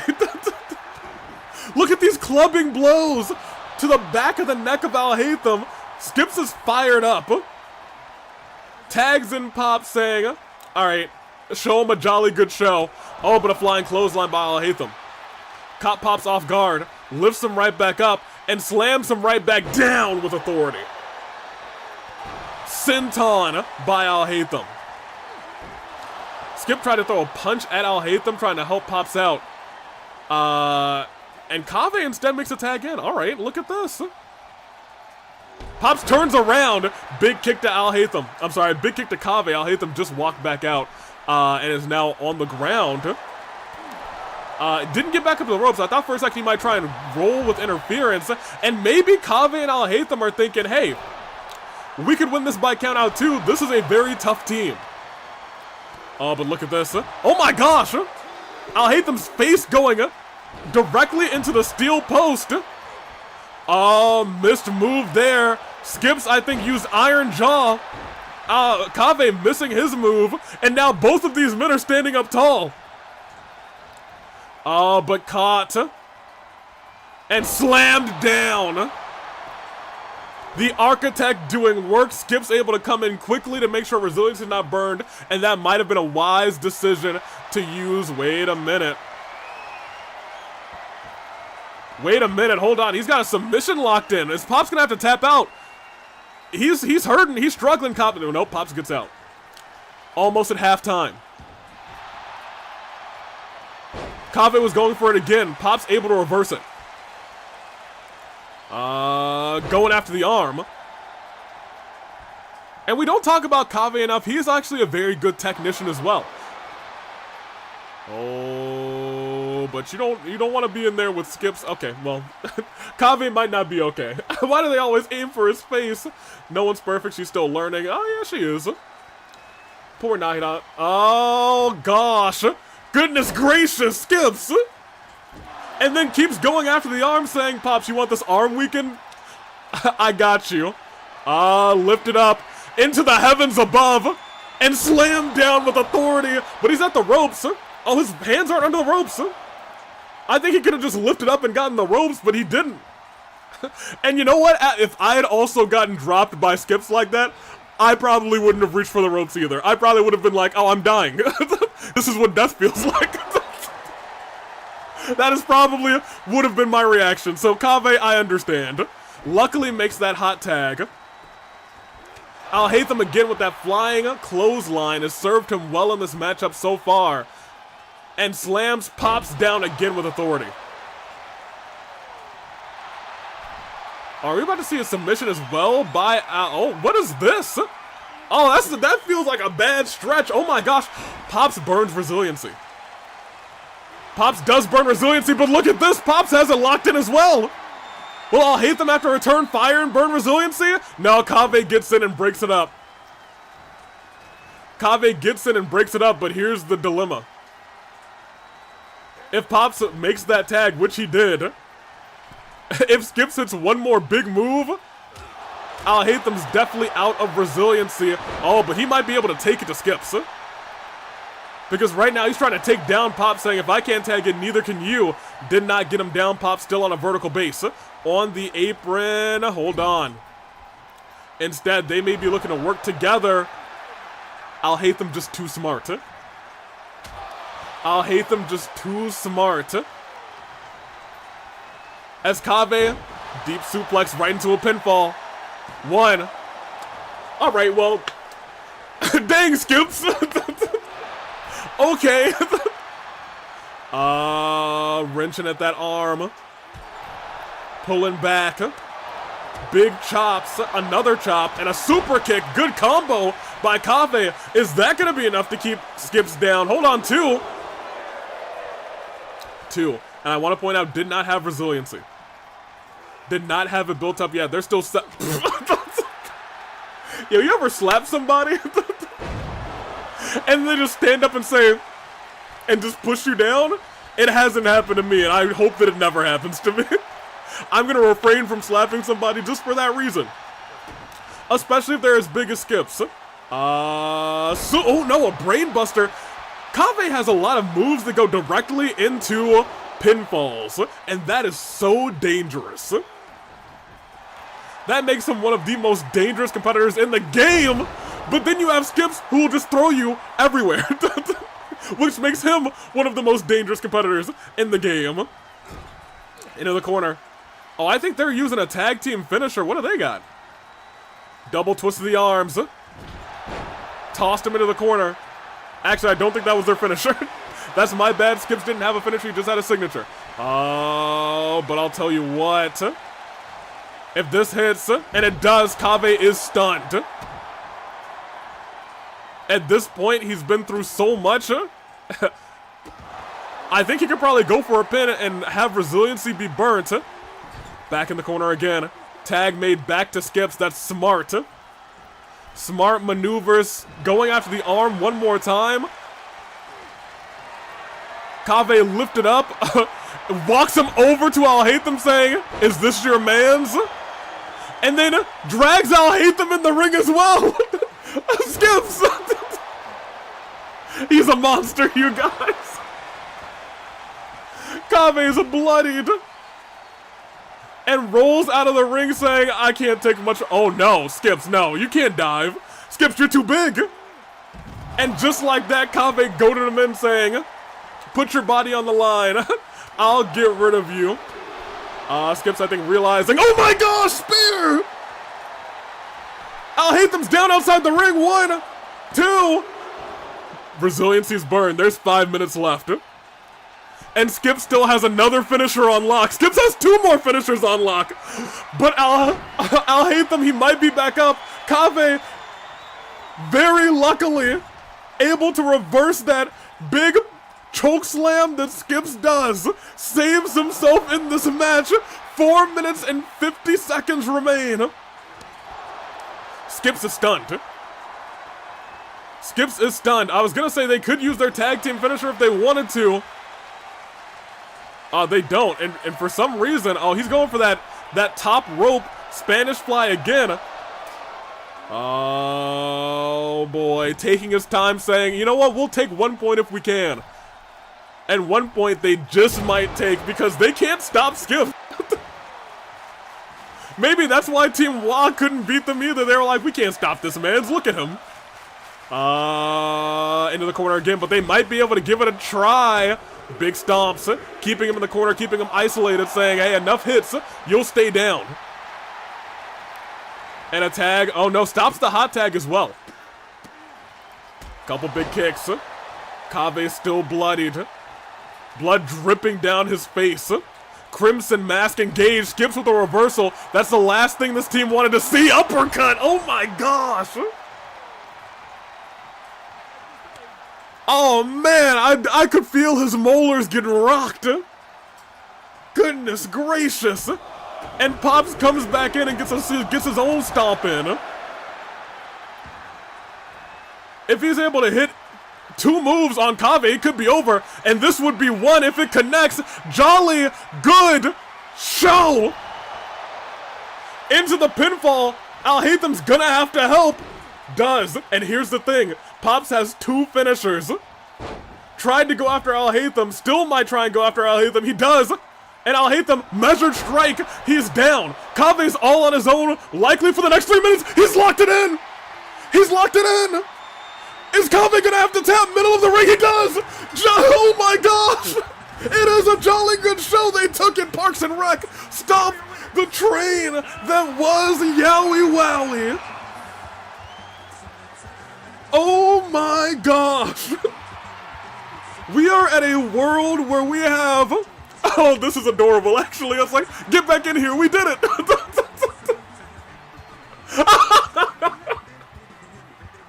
Yaoi Wowie has been stopped. It is 4-3-3-0. Sonic and Knuckles have one last shot to earn points against this team. There is a world where Parks and Rec actually instead walk out of this with 5 points. So this coming Sunday, we'll see if that happens. It was a jolly good show for Parks and Rec. I think it's safe to say that the boys are in danger of losing their titles. We have seen 3 teams that are so game to take those titles at the fight before Christmas. We'll see if Spina has some way to counter. Because I'll be real, there's still a real world possibility that we see more than one team go on based on how the numbers go. That being said, watch out, Tommy back in. Good show. Congratulations to Skips, Pops. The power and the technician ability, it worked. It did work. Oh man. It was supposed to be, I suppose it was too good to be. Fair enough. Skip staring at Pops was like, was that really necessary? Yeah, that sounds about right, to be honest. However, it's time to spin the wheel again, actually. Let's do it. Skull, Morgana. That's right now. Let me see. Let me get these predictions out of the way first. It was Parks and Rec. Parks and Rec, rather. Now at 3. Very close. What's the mapping in the background? Oh. This is what I did, I think, this past Sunday, where I was like, oh my gosh, look at all of this. This tangled web that turned into our Gauntlet Eliminator. Correct. And on the YouTube side, this is for you. In that poll, it will be 2 people who don't really get along all that often. And they'll be fighting in a match, but what match will it be? Well, let's find out. Skull versus Morgana in... Give me that wheel. It's supposed to be right. It's supposed to be right here. If that wheel don't appear in the next 3... Oh, okay, that's great. Will it be another dojo match for the 19th time? Let's find out. Let's see what it will be. It is... No, it is... Last man standing. Well, alright. Pop that off of here. It is last man standing. In... Give me this. Plus... Last man or cat or not a cat standing. It is Skull. It is, and we'll just say Mona, you know, we'll give both of them their code names. And that match will start once I completely set it up. Because it is not quite set up yet. It is last man or cat or not a cat standing. It is Skull. It is Mona. And it is about to be right now, so get ready for it. I'm gonna go give you guys your predictions, and we're all good on that front, and I'm gonna set this match up. Yeah. Let's see. Edit this bad boy. Customize le match. And... Last man standing. Championship. Skull. Best of luck to you. I believe in you. Or I believe in Mona. Let's see who you guys believe in is the real question. Mona isn't a cat. I'm not convinced. I'm gonna go now because my asthma's killing me and I really want to rest. Alright. So long, Kuzu. Just chill out. Go and relax. We'll see you if you make it back. Or we'll see you another time. We'll have somebody else man the cameras. Thank you for your fantastic camera work so far. You caught all the good action. And we'll see who catches this. Mona isn't a cat. He's got 1 life. Alright, you know what? That's fair. I'll let you have that one. It feels like he had 2 lives, but you know it is what it is. Make it electric. Boogie, oogie, oogie. Is a last man standing match, and is for the Morgana is creature. I got the cameras. Extreme Pure Watcher, you're on camera duty. Yeah, where is that Watcher? I like that guy, unlike this splendid fellow. Actually, I'm supposed to remain unbiased. Yeah, unlike that splendid fellow. Anywho. Given that these two bicker a lot in the Phantom Thieves, which is why I kind of wanted to see this match. This could be bragging rights for the winner. Well, there's also the championship for the winner. And Morgana, remember, was the very first AWE champion before it was known as the AWE champion. It was known previously as the AV Mania Championship. Because we thought that this whole thing was just going to be once a year, but here we are doing it every Sunday, 2 Fridays a year, and a couple major live events and minor live events. What a world we live in. Oh man, if you had told me years ago that we would be doing all of this, I just would have said, oh cool, that's pretty dope. I mean, I guess I would have believed you. I mean, like, you know, it is what it is. It was very cool, very cool. Mona, 1-on-1. What the? Wait a minute. Wait, he's running. Wait, that's shades of Ryoma.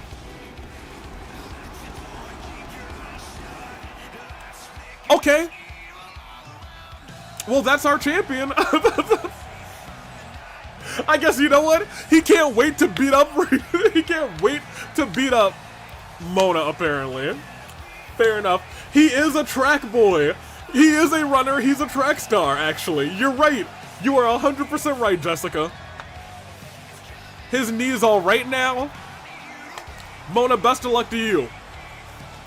Skull.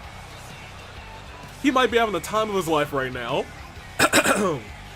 That was fast. He took the title and then became the master of the Zoomies, apparently. So it is 1v1. It is last man standing. And it is for the Fight Forever Championship. Let's see how this all plays out. Introducing the challenger from Japan, weighing in at 100 pounds, Morgana. And his opponent from Tokyo, Japan, weighing in at 215 pounds. Okay. Action Wrestling Extreme Pure Fighting Champion, Akubara. This is the first time that the title has been on the line in a last man standing match. First time it's come up on that wheel. Skull has been one heck of a champion so far, but it could all come to an end right now with Mona standing across the ring from him. He took the title and then became the master of the Zoomies. He's a forward. Either ways, Joker's thinking I'm expecting an argument between these two backstage no matter what happens. It's the truth. Morgana. Skull. I'm sure they've wanted to throw down like this for a long time, and now they have the opportunity. It's 1v1 and it starts right now. Immediately says, "Get down, cat." Goodness gracious.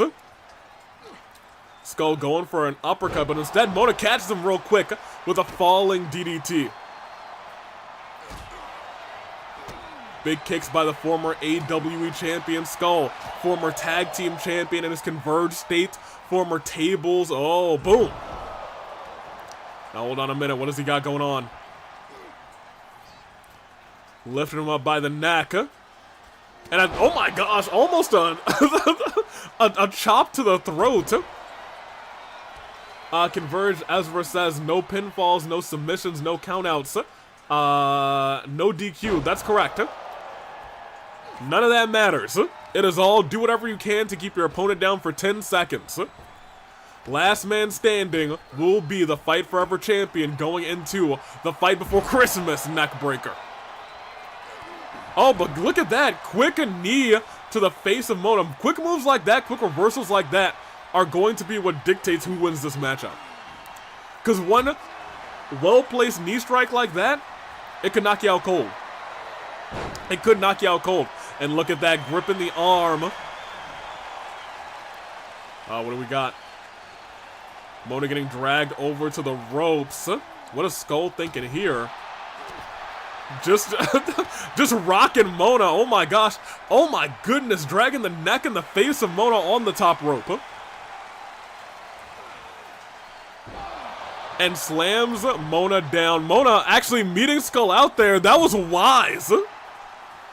That was so incredibly wise. Did you see that? Skull was getting ready to go and get a weapon. Mona rolled out to meet him there first to attack him so he couldn't get something that could hurt him even more. Quick roll into a Hurricane Rana. Morgana is starting to build up some momentum and sends Skull flying to the side. And a kick shot right to the back.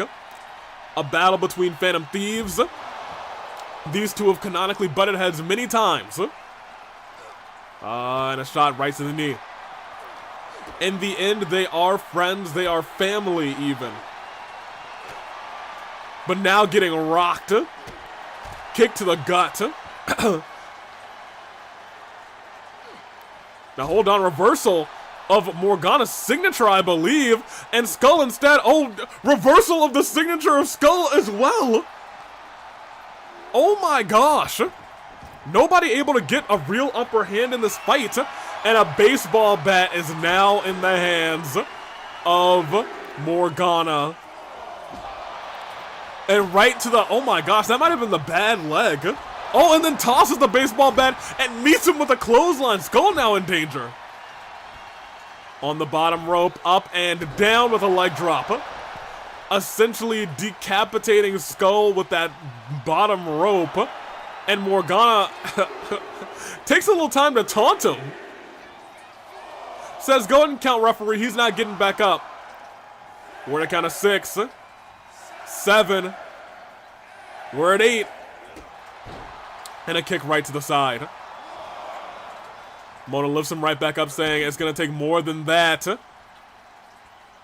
Up and down. Dropped him on his skull. No pun intended. As the referee begins to make his count. We're at 3. At the count of 4. 5. And 6. We're at a count of 7. He slows it down for a second, up at 8 again.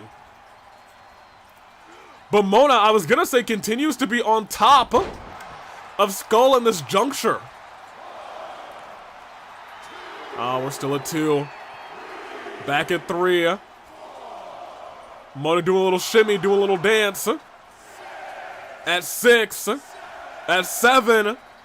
At 8 again, Skull's able to get up.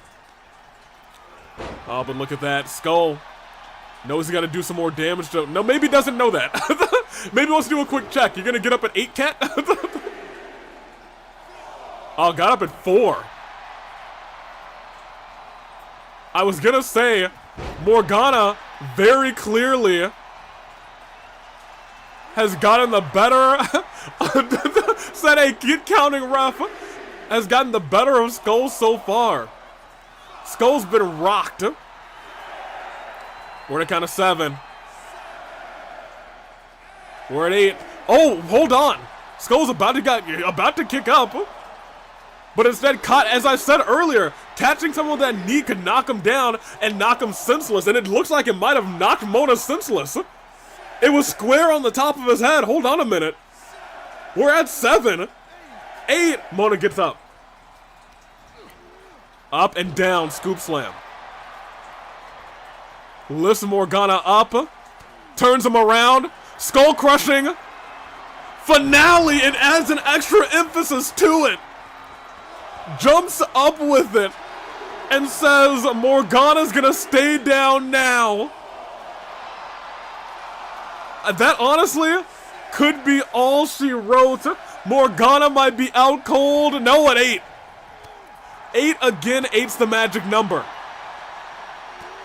Shot to the gut. Morgana off the ropes. Skull tried to stop him, did not work.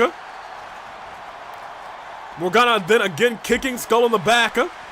Staying on top of Skull, saying, oh, you're not getting out of this. Lifts Skull right back up. If he's able to hit a finisher on Skull, it could be all she wrote. DDT connects. Morgana staying on top of the Fight Forever champion. Yanking the arm, going to the top rope, and deep arm drag, a stunned Skull. Where is he going? Oh, he's not done. He's on the top rope, frog splash. Oh my gosh, that honestly could be it. He lifts him right back up. Mona not done. Skull tried to get out of the way. Morgana fired up. Oh my gosh! Lifts him up again! Oh, Skull in danger. About to dial it up. 619 connects. Morgana is embarrassing Skull. We're at 3 after all of the damage that Skull just took. There's no shot he gets up after this. It's curtains. It's over. Count to 10. You're no shot.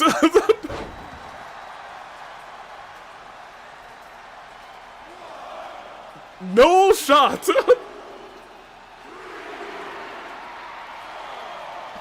No shot. He just got up at 9. Morgana got the reversal. Misses wildly with that move. And Skull chopping him in the throat. Oh my gosh. I'm still shocked he got up. I was like, all right, that's the end of the match. I don't know how he did it. Skull was just saying, hey, get up. Skull was like, I'm not done with you. Drags him again by the neck. He's just going after the throat over and over again. And then rages up saying, hey, it's my world now. I think he probably should use rage, but you know what? He's so close to that signature. Maybe he's thinking, if Mona gets up, I gotta hit him with like one more move, get that signature. But Mona catches that arm. Mona again off of the ropes. Skull, we know, is in danger at this point. We're at a count of 2. 3. Time after time to the throat, exactly. And I'll be real, after any shot at this point, Skull's been hurt for so much damage. Back up at 8. Skull, I think, able to reverse that. Mona rolls out of the way. Oh, but Skull catches him. Those famous shots to the knee over and over again like we've seen before. Breaking the back of Mona. Hold on a minute, this is starting to even out. It's starting to even out, and Skull says, I know I gotta do more to keep you down, you cat. I know I gotta do more. Lifts him up, Skull crushing finale connects. I thought that this match was all but over. But after that Skull crushing finale, I am surely not sure. Certainty is a thing of the past, but he's up at 8. He is still up at 8. Oh my gosh, back of the neck. Back of the neck. Skull gladly letting the referee count, saying, hey, any of these shots could be over at this point. Everyone's like, how? I don't know how. I thought after that Skull crushing finale, he could have been at 8. Is he going to get up? He is up at 8. Oh my gosh, but doesn't let him get up all the way. Wise by Skull saying, hey, you stay down there. As he was trying to get up, Skull caught him saying, I'm going to catch you every time you get to 8 until you get to 9, and then you get to 10, and I win and retain my championship. That's ring IQ. Hold on, we're just at a count of 6 that time. Mona somehow, some way able to get right back up off the ropes again. Catches all of Skull. Mona going after the arm this time, lifts him right back up. If Mona hits either one of those finishers, oh my gosh, didn't hit the finisher. Reversal by Skull. Getting out of the way every single time. They're both back up to their feet. What is Skull thinking here? Big ol' slam. Honestly, I thought this match was gonna end 5 minutes ago. And now we're on the edge of our seats saying, all right, I don't know who it's gonna be now. It could be either one. But Mona Goes under. Skull actually gets himself out of the ring. Sends Mona down to the ground. And pulls him back into a big boot, stomping him to the ground. Turns him around. Skull crushing finale. Again connects. He's busted open this time. Mona had this match won, but somehow, some way, Skull is not done yet. Stomps on Mona for good measure afterwards. Oh my gosh. Skull was like, no. I'm beating him with a single stomp to the back. He's not done. He lifts him right back up. What is he going for here? Mona gets a reversal. Was Skull a smidge too cocky? Is that gonna be his downfall? No, not yet at least. Skull, I think, realizing, oh, he's gonna get up at 9 again. I gotta do a little bit more damage. Oh, we're at 4. Mona, here's the thing. He's got 1 signature, 2 finishers. But Skull has wildly turned this around. We're at an 8. Is it over? Is it over? We're at 9. Skull is still... He stopped him from... He stopped. He's not done. What? He had it 1. He had it 1 and lifted Mona back up. He lifted. He wasn't done. What? He said, I'm not winning like that. Oh my gosh. He said we're winning like this! Skull-crushing finale! Oh my gosh! I'm dumbfounded. I'm dumbfounded, you guys. I'm dumbfounded. I can't believe that's happened. That's the end of the match. Oh my gosh!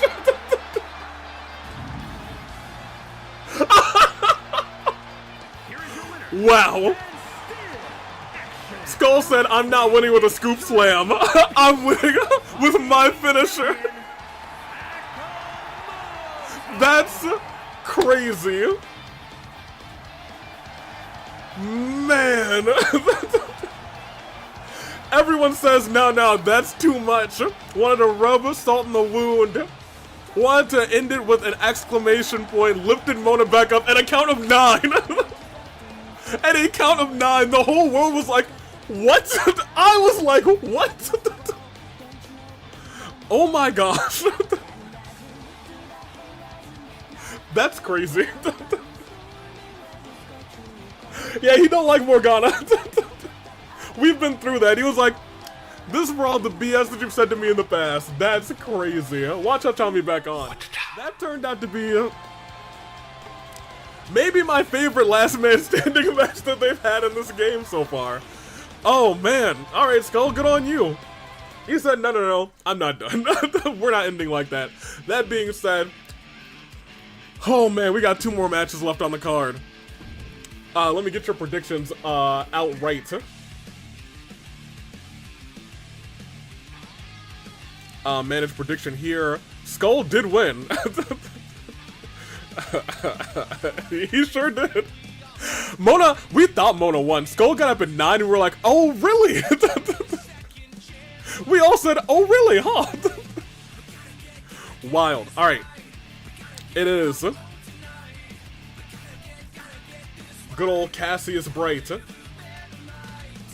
It is Yosuke going one-on-one. Big Cass, Yosuke. We'll see what comes out on top of this one. It is a singles match. Yosuke has been on a reign of terror. It is Yosuke. It is Big Cass, Cassius Bright. Alright. Let's get this thing started. Let's get it started. And Skull finally got me one. Yeah, let me see these roll calls real quick. 3 out of 5, 1 out of 5, 3 out of 5. A lot of 3 out of 5s. 4 out of 5 for Dragon Force Czar. 2 out of 3. Will that keep them from arguing? Probably not. They're probably arguing right now. Let's be real. Let's keep it 100. Let's keep it a buck. They're definitely arguing right now. That being said, let's start our match as things get electric. I was gonna say Yosuke has been on a reign of terror against Ito for I'm sorry, speaking of Ito, why is his music playing? The following contest is a special guest referee match. What? Please welcome the special guest referee. Oh my gosh. Ito literally won't stop being a thorn in Yosuke's side.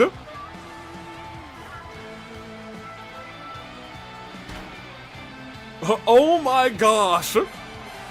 Yosuke finally had a world champion 1v1, potentially getting him his name in the hat to fight Cassius at the fight before Christmas, but Ito just won't let up. Apparently he said, hey, referees, let me run this one. Well, I mean, if the referee said it's fine, then it's fine. If the ref said it's fine, I suppose. Ito, the guest referee, the one and only, he is the one and only referee tonight. Referee Ito, but why? I don't know. I don't know. I couldn't tell you, but here comes Big Cassius. Cassius Bright. The Divine Blade. I'll be real, the ultimate good guy.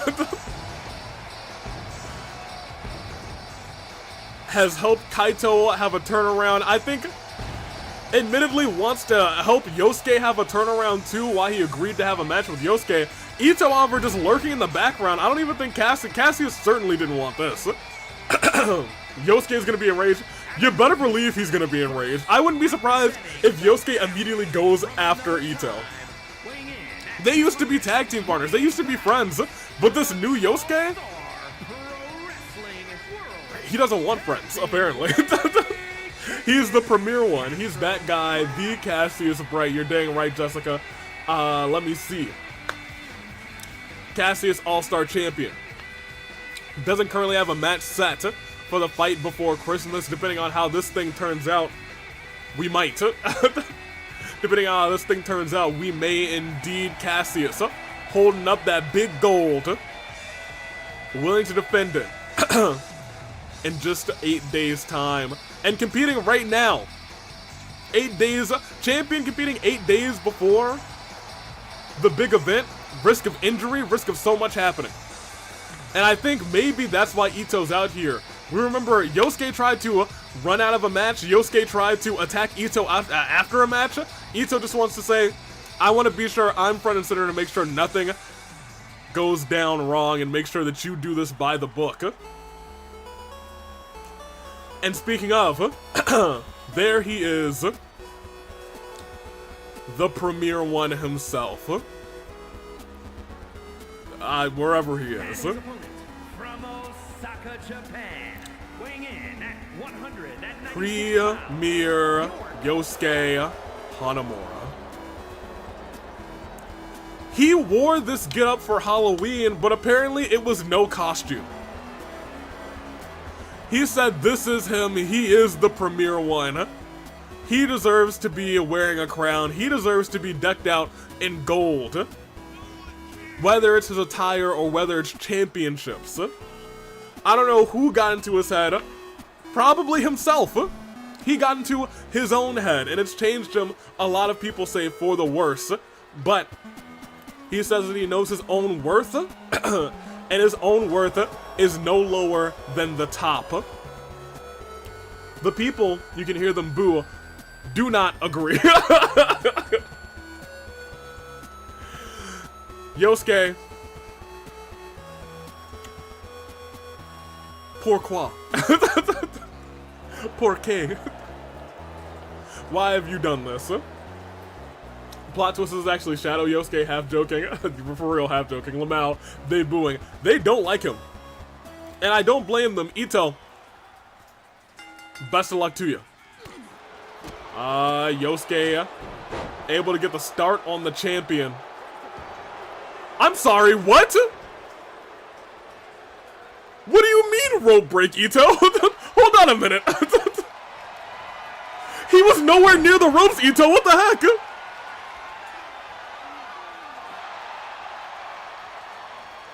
That's crazy. I can't believe that. Hold on, Ito. What? They were dead in this. Ito, you need some glasses, my guy? Elbow to the chest of Yosuke. And another one. I think that's Ito being Ito. You know, I'll be real. He might not know how. He called a rope break this time. Does he know what a rope break is? I don't know if he knows what a rope break is, you guys. Hold on a minute. I was gonna agree with you, like, yeah, that's bias. But I don't know if he knows what a rope break is. He might be worse than Sammy at being a referee. Which one of you refs allowed this to happen backstage? Well, this match rolls on. Twisted and turn, DDT.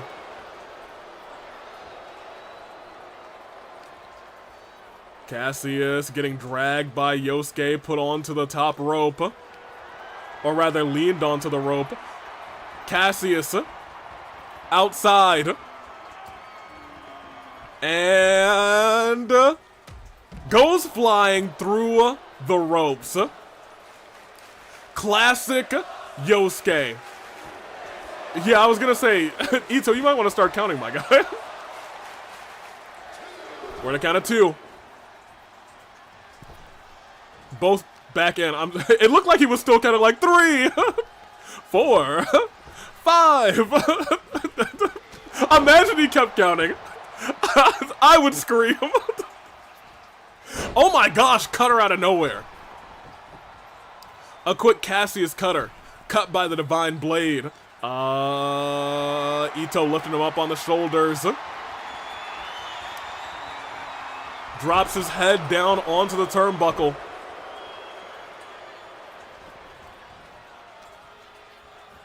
Oh my gosh, kick to the midsection. Oh, I thought he was going for what looked like a Ryoma-esque long ways to go, but not the case. 1, 2, okay, that was, okay, I'll be real. It felt fast, but the thing said perfect count.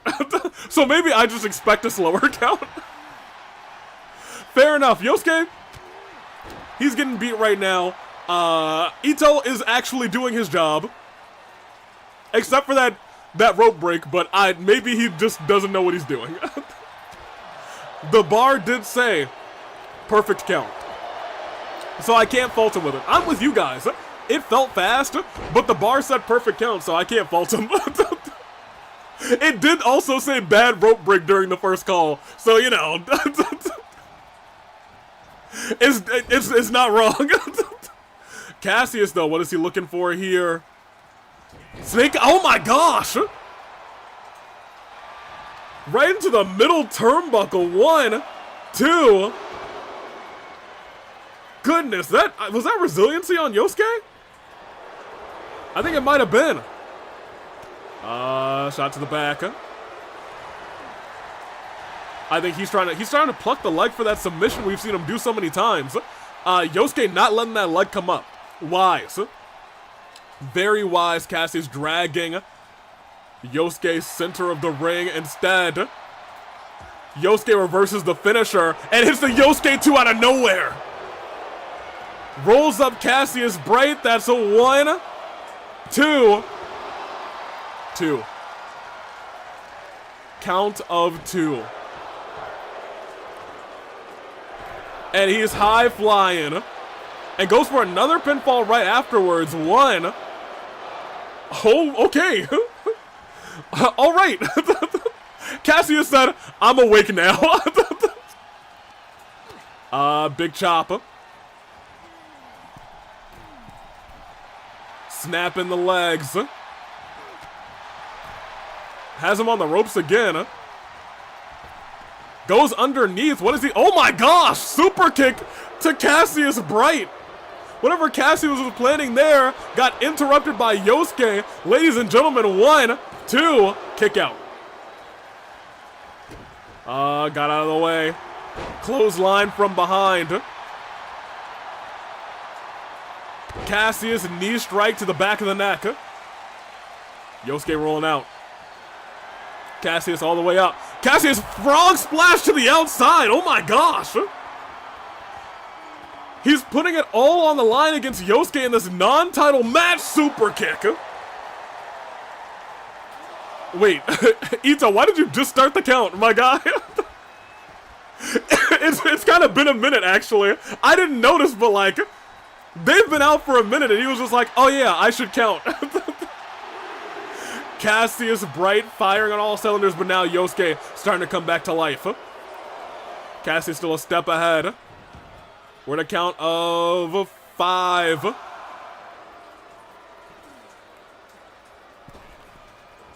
Oh, look at this. Hold on. What is Cassius thinking here? Trying to wait for Yosuke to get up. Yosuke able to get the upper hand. I'd like to point out, Yosuke has worked up another signature and finisher.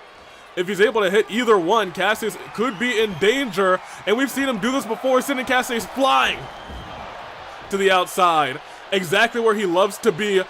Oh, look who's starting to do things the wrong way again. Well, here's the thing, is Ito gonna even look at the turnbuckle over there? Turnbuckle is exposed. Ito, is he gonna replace it at all? He's like, no, that's fine.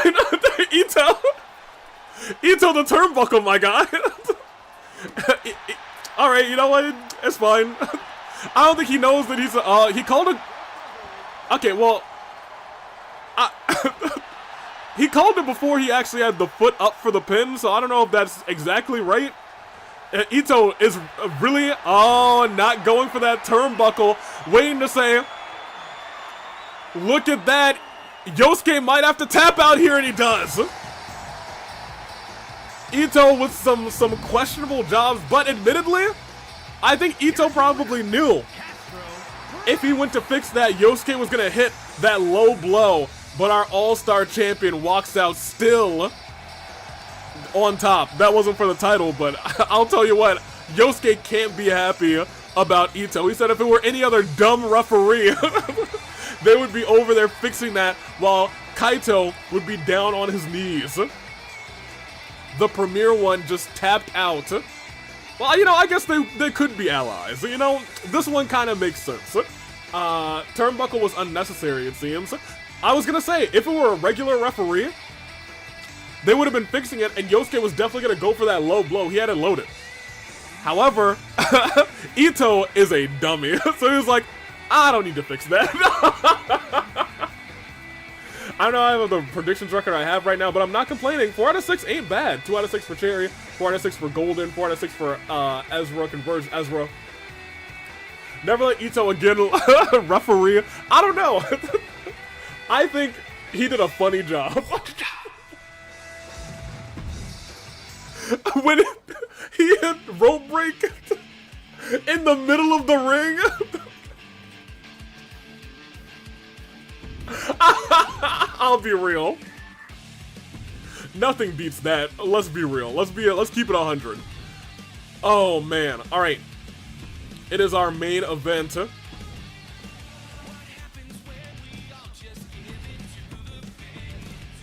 Are you ready? Let me get you your predictions real quick. So, I also need to talk about this main event as I set up your predictions real quick. So, this week, Tsumugi came into my office and demanded a match with Onyx. The funny thing is, Onyx walked in with Tsumugi, so I don't really know what that's all about. Apparently they came to this agreement to have this match, and the match they will have. Onyx, if Onyx wins, I don't know what will happen. They had no stipulation on that one, but Tsumugi said if I win, you stay away from Sakura. And I guess that's fine. It kind of came out of nowhere to me, so I'm not entirely sure what this is all about. I said, are you sure? That's Onyx. And she said, I've never been more certain, so Tsumugi's been chill, so I'm gonna let her have her way. I just hope things don't go horribly wrong. So, hope things go fine. It is Tsumugi. It is Onyx. It is our main event. And it's about to go on in a second after I put this up here and put this over here. Hope things are okay. It is the Mookster. I didn't even know Tsumugi and Sakura were even, like, friends at all. I didn't think they would be chill at all, to be honest. I'll be real. But beggars can't be choosers, and I didn't seek any questions. I just said, you know what? That sounds like a main event to me.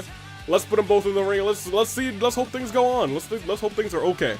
It is starting right now. Hit that wa-cha-cha. No, make it electric.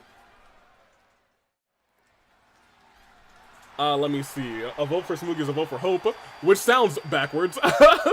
What shenanigans will ensue tonight? I talk with Mugi about my concerns, worries with the whole thing, influence thing, and how it's affecting Sakura. It's for Arrow, her bestie. They are friends. You're right. That makes more sense. Cover your ears, everybody. Oh, I could probably get some water. Yeah, this entrance is pretty long. I'm gonna go get some water. Okay, well, hold on. I know that's gonna stress you guys out. Because if leaving right now would be crazy. Like, this is the place where things could go horribly wrong. So I'm gonna do it anyway. I'll be right back.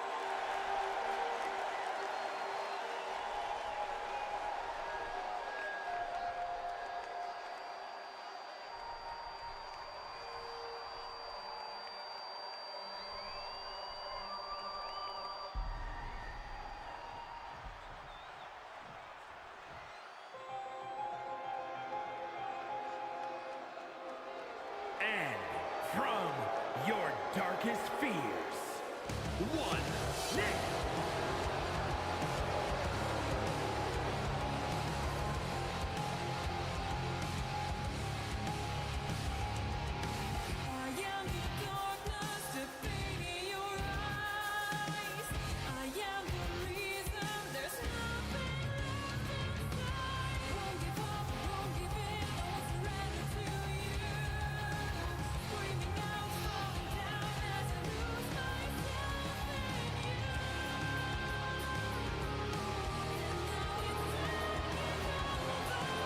Okay, what happened?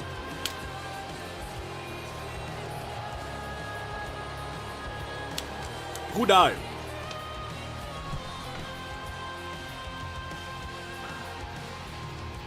I may be stupid if she always have this coat thing on. I think we've only really seen the coat once. Nothing happened except the entrances. Alright. That's what we like to see. Alright, nothing. So nobody died. Nothing happened. Nothing weird with the screen. Everything was okay. Okay, great. Alright, great. Your twin brother died, Evie. No, not Poncho. No. Alright. Well, I came right back in time. Oh, it is 2 out of 3 falls.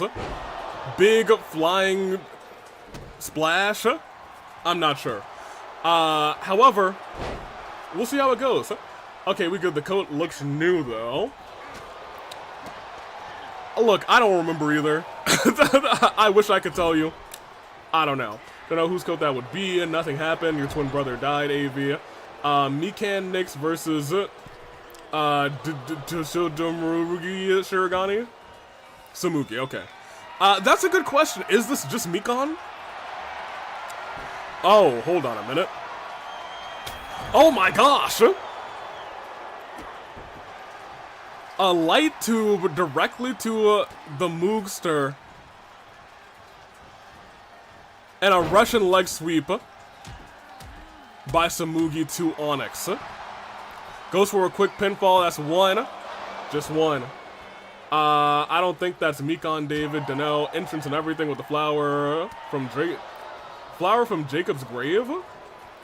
So here's the thing. Onyx has always come out with a flower, but Onyx has come out with a flower before Jacob died. Like, that was recently, and Onyx has had the flower forever.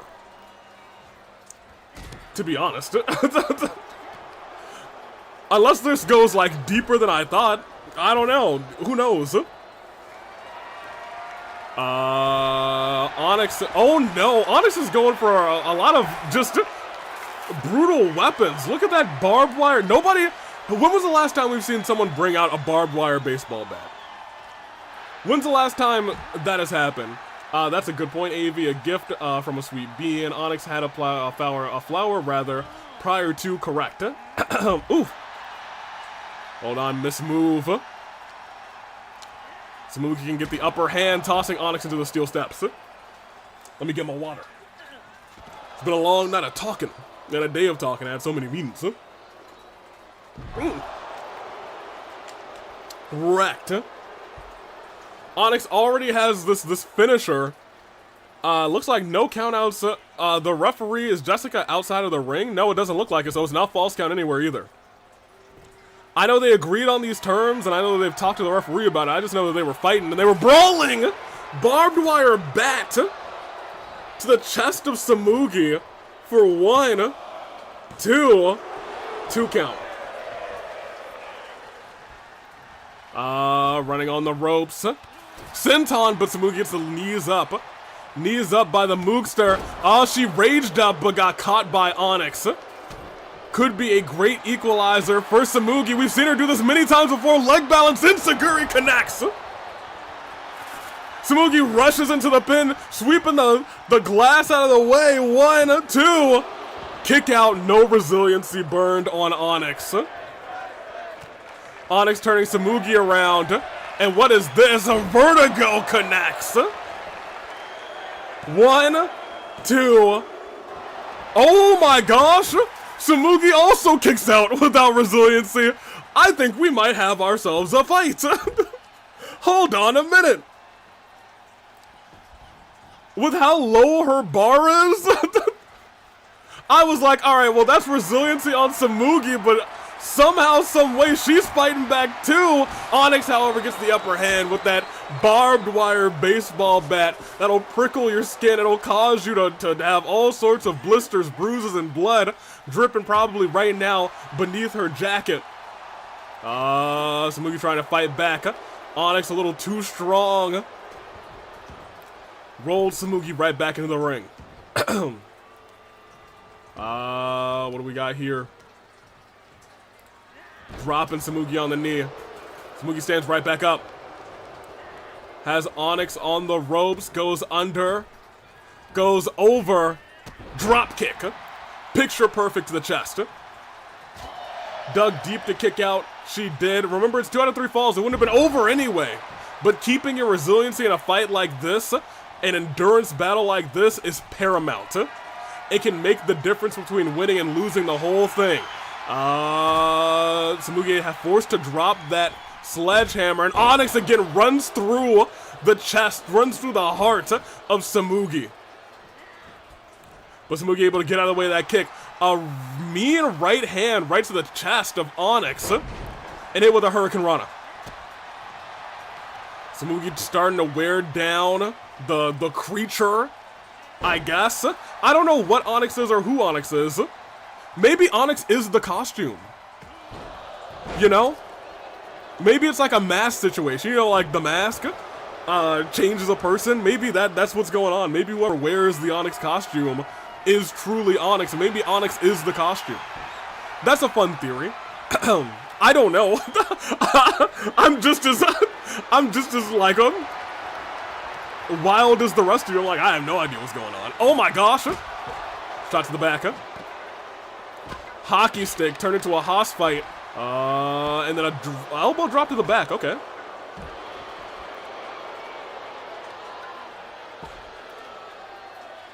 Going after the eyes of Tsumugi, ripping beneath the glasses.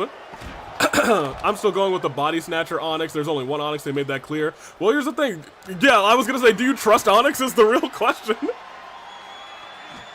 Honestly, all I know about Onyx is you don't trust him. There's only one Onyx, but how many people are Onyx? That's a good question. I don't know. Your guess, good as mine.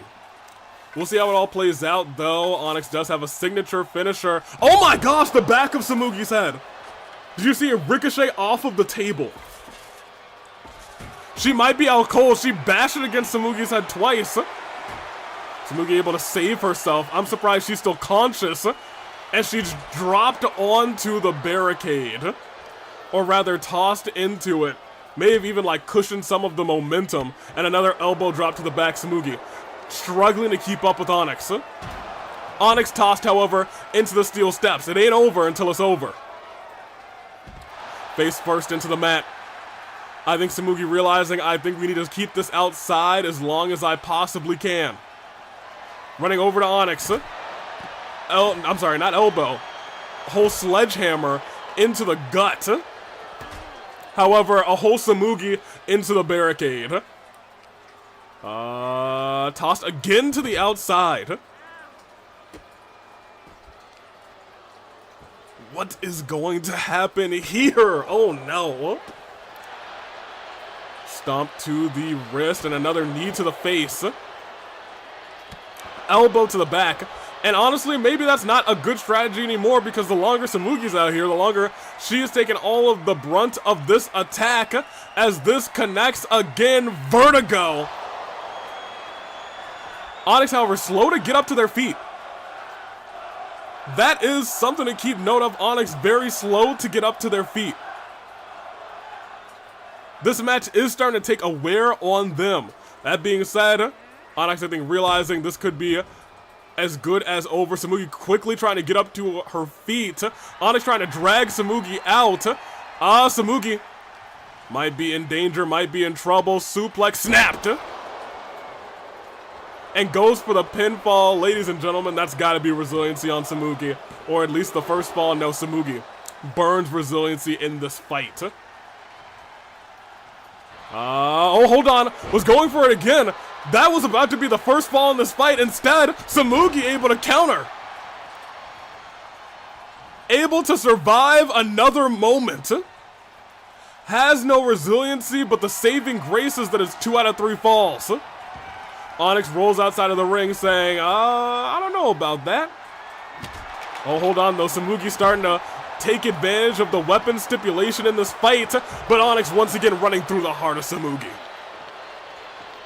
Every time Tsumugi gets a moment of opportunity, Onyx just runs right through her. Pardon me, but however, Tsumugi getting those knees up. But a reversal again by Onyx. Tsumugi alone in the ring as Onyx stalks their prey. Tsumugi waiting. Oh, hold on, waited. And hits a vicious bulldog. Goes for a quick pin, hoping for the best. No resiliency built up on Onyx as just a 1.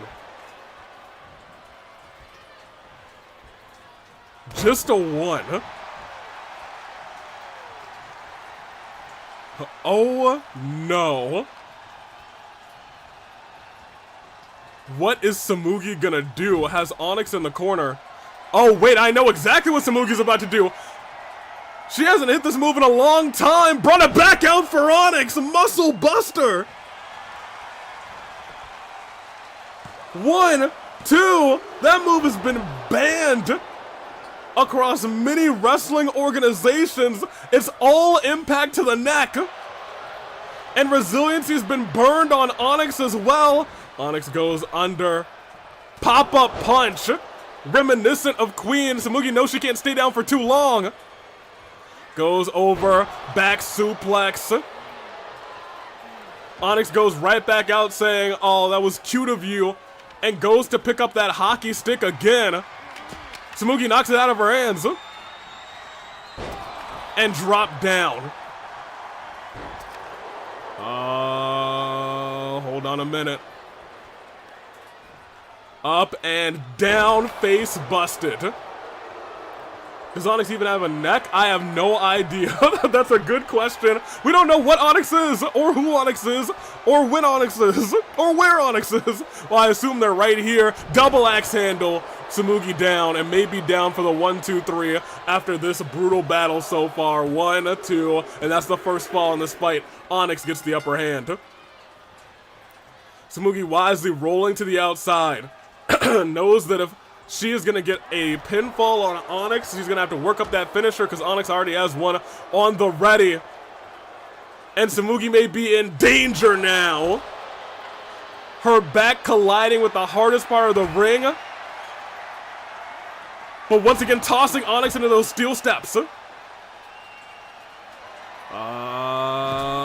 a shot. And out of nowhere, oh my gosh, what is that? Whatever it was wild, it was crazy. And it might have just taken out Tsumugi for good. Onyx walking, stalking. Oh my gosh!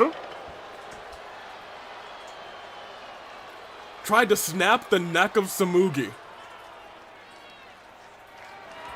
Jessica, the referee, can't call this fight. There are no disqualifications in this battle. Can only count to 3 and count submissions. Onyx again getting the upper hand on Tsumugi. Again stalking Tsumugi.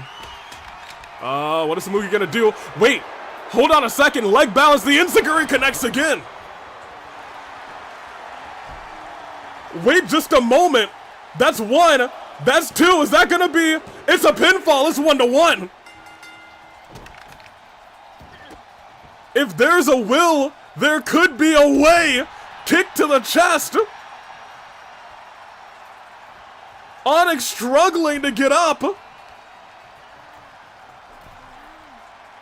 Oh, it is anybody's match. Up to the heavens again. Oh, but Onyx gets a foot up.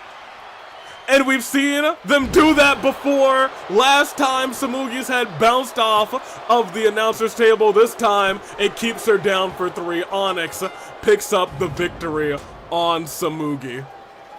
Here is your winner, Nick.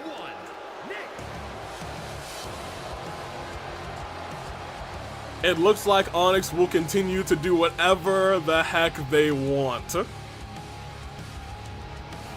One has to wonder, did they accept this match just to give Tsumugi, force her to lose hope? Unknown. Goodness gracious. Yeah, I don't like that, Onyx. I can't say I do. Onyx wins this matchup, also not gonna lie. Her suit looks like it has the repairman eyes. It does look like that. Boos all around. You hate to see it. A vote for Tsumugi was a vote for hope, but now we're all wallowing in despair. Man, let me end these polls real quick and we'll call our show. So it's doing that one thing that occasionally happens where I lose my mouse. There it is. Alright. It was Onyx, and that is unfortunate. Arrow.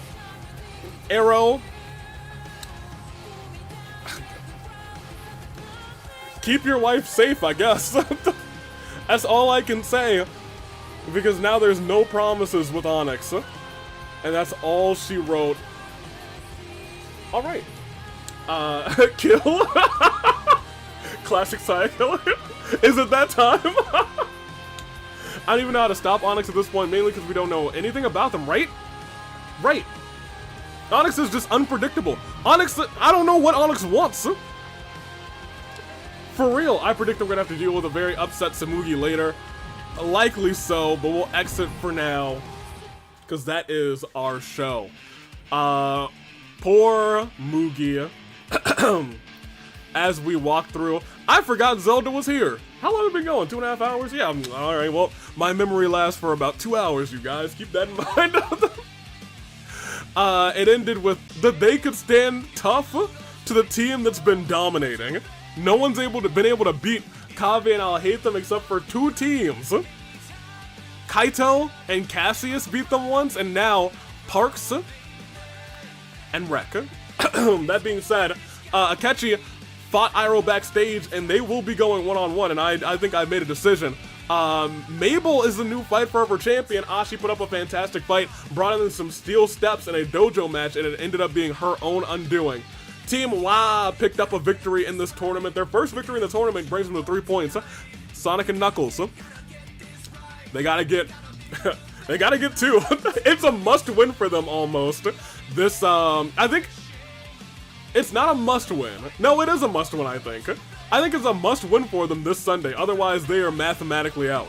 And lastly... Kizzy finally had to marry Kizz-mas. I think that's all that we can really say. News. Mabel. We only have 3 pieces of news? For real?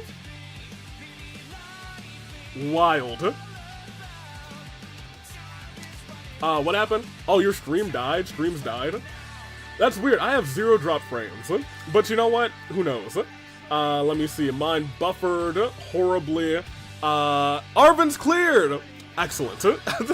That's what I wanted to see. And lastly, Sarah's cleared! Also what I wanted to see. My golden kids, they're ready, boy, they're ready! You better believe, yeah, I'm so proud of, I'm so happy they're ready, let's go! Sarah and Arvin cleared this week? Okay. And also, more importantly, Wario's injury did not advance. That's great for him. That is absolutely great for him. That is our show. Let's check our roster, our power rankings. They shouldn't have changed, however. Yep, Mew still on top. Chie, she's there. Camilla, now, yeah, nothing has changed. Golden's up there. Nothing has changed. Everything is the same. All right, well, that's all she wrote. We'll see what they would have booked for. Oh, I need to add the Fight Before Christmas to the calendar. Because it's just Sunday, Friday. Oh gosh, that's it. There's just 2 shows left. Alright, that's fine. Whatever. Pop us over here. Oh, it just skipped a rebellion. Well, this would have been our rebellion. Alright. We would have had this 6-person tag team match. The boys. No, it's a triple threat. It would have been the boys versus. Why is it listed? Is it? Hold on. So okay, so it is the boys. It is Ito and Kevin. They're not a tag team, but I think Arrow would love nothing more. And Cassius and Kaito. Fair enough. I was gonna say the game cooked that for you, Arrow, because they are not a tag team. They are most definitely not a tag team. We'll continue. It would be Yosuke versus A-Catchi. It would be Sakura versus Sayaka, which honestly, not a bad shout. With Neo by Sayaka's side and Francisca Von Karma by Sakura's side, which is odd, but okay. AV, book Kevin and Ito as tag team. My life is yours. Okay, well, maybe in the future. We're in the middle of a tag team round robin for right now. March 7th versus Junko, who's not around, so I'm not sure what we can do with that. And then Yuri versus Now, which is not quite what's gonna happen, but we'll have Now versus Mew versus Panette. So Now will be booked, I guess. We'll see. Neo signing in the corner of Sayaka. I don't know what's going on there, but okay, that is our show. So, I digress, but we will go on to do what? Wachacha. Yeah, I guess we're gonna Wachacha over me. I need that Kevin and Ito team right now. I will think of a good name for it. Maybe you'll get it one of these days. That is our show. That was Rebellion. We are 8 days away from the Fight Before Christmas. Bracket us on will decide who they fight this Sunday. After that triple threat match. So that's great. Oh, we're already on me. That's great. That's where I wanted to be. After what we just saw, I do believe that they're gonna want to fight forever. A-Catchi and Uncle Iroh. So let's get some things going on here. I'll talk to Cassius about what he wants to do for his championship match. That'll be announced this Sunday as well. Tag teams will be great. We will be determining our number 1 contenders or matchups for the Fight Forever Championship this Sunday, I think. 1, 2, 3, yes, this Sunday. Yes, correct. I was like, is that booked for Friday or Sunday? It's booked for Sunday. Awesome. However, as I was saying, A-Catchi,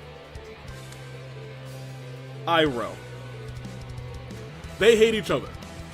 Nothing has stopped them. They have been fighting and fighting and fighting and fighting and fighting and fighting and fighting and fighting and fighting. You know what else they've been doing?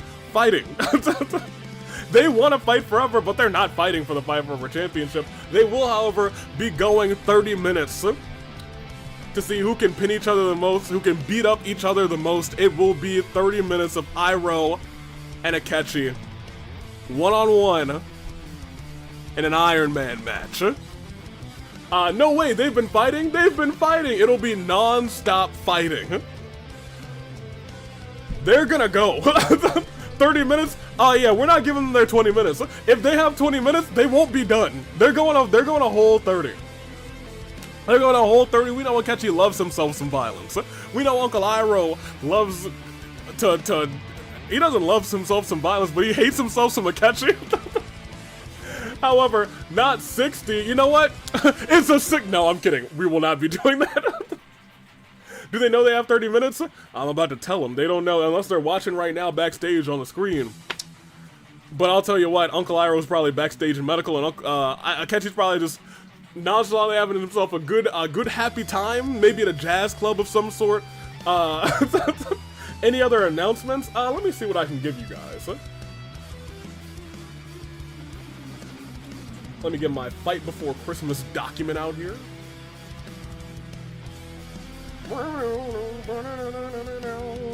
Alright, let me see. Fight Forever, waiting for you two. We got Kaito versus Ryoma official. Men's tag versus Round Robin. Cassius will decide. We have our Gauntlet Eliminator. We got our triple threat. We got A-Catchi and Unka. You know what I do need to tell you guys? You need to go and you need to vote. Because your voting ends in about 2 hours and about 50 minutes. So go vote. The links are up there. Go get your voting on. However, I will announce in the ladies' Rumble match, 2 people will be in there, and they fought before at the Fight Before Christmas. It feels wrong to not have her on the show. And Celeste said, well, you know, I've never been in the Rumble match. Can I get myself a spot? So I said, Miss Ludenberg, a member of my squad, it would be an honor to have you in the Rumble match. However, I've been communicating with someone who's been trying to make a return for a while now, and she is officially re-signed. An old rival of Celestia, Ludenberg, Crazy Hiyoko, Extra Large, will be returning in the Fight Before Christmas Rumble match. Alright. Do I want to announce anything from the... I'd like to keep some of the gentlemen a surprise, so I'm going to not say anything about them. Alright. There we go. That's some announcements. That's our show. I am going to head on back. I'm going to mosey on back, and it's going to be a good time. Is that everything? I think that's about everything. I'm going to go take a nap. No, I'm not. I'm about to go probably get something. I'll probably go and get something to eat. Yeah, I probably will do that. However, it's going to be a good time. It's gonna be a fantastic time. In the year of the resolve, the Fight Before Christmas, y'all don't even know what's going on. But it's gonna be a grand show. 2 rumbles, and look, I got what they're looking at. I've seen your submissions. I'll tell you what, it's gonna be a good show. It's gonna be a good show. I'm taking off though, cause I have not. I ate lunch. I was gonna say I think I had a late lunch, so I'm not like super hungry. But I was like, you know, I could eat. There we go. I was like, did I hit that too early? Wise man, say goodbye to the people. Mwah. That's Saturday vs Wise Man. I kind of love him too. That's the Wise Man dream. Sometimes I ask him for advice. Sometimes I ask my crystal ball. However, I'm getting out of here. Go vote. One last reminder, go vote. Because I will be real, if you change one of your votes, there is a chance, a very good chance that it pushes somebody else into the highlight district for getting into that rumble. That's all I have to say. Because we had so few votes, everybody is that much closer. So I'm taking off. Toodaloo Flight Crew. Thank you so much for watching. And good luck to all of our competitors because in 8 days, it's rumble time. Get me out of get me out of here. Yeah, get me out of here. Watch out, me out of here. Yeah.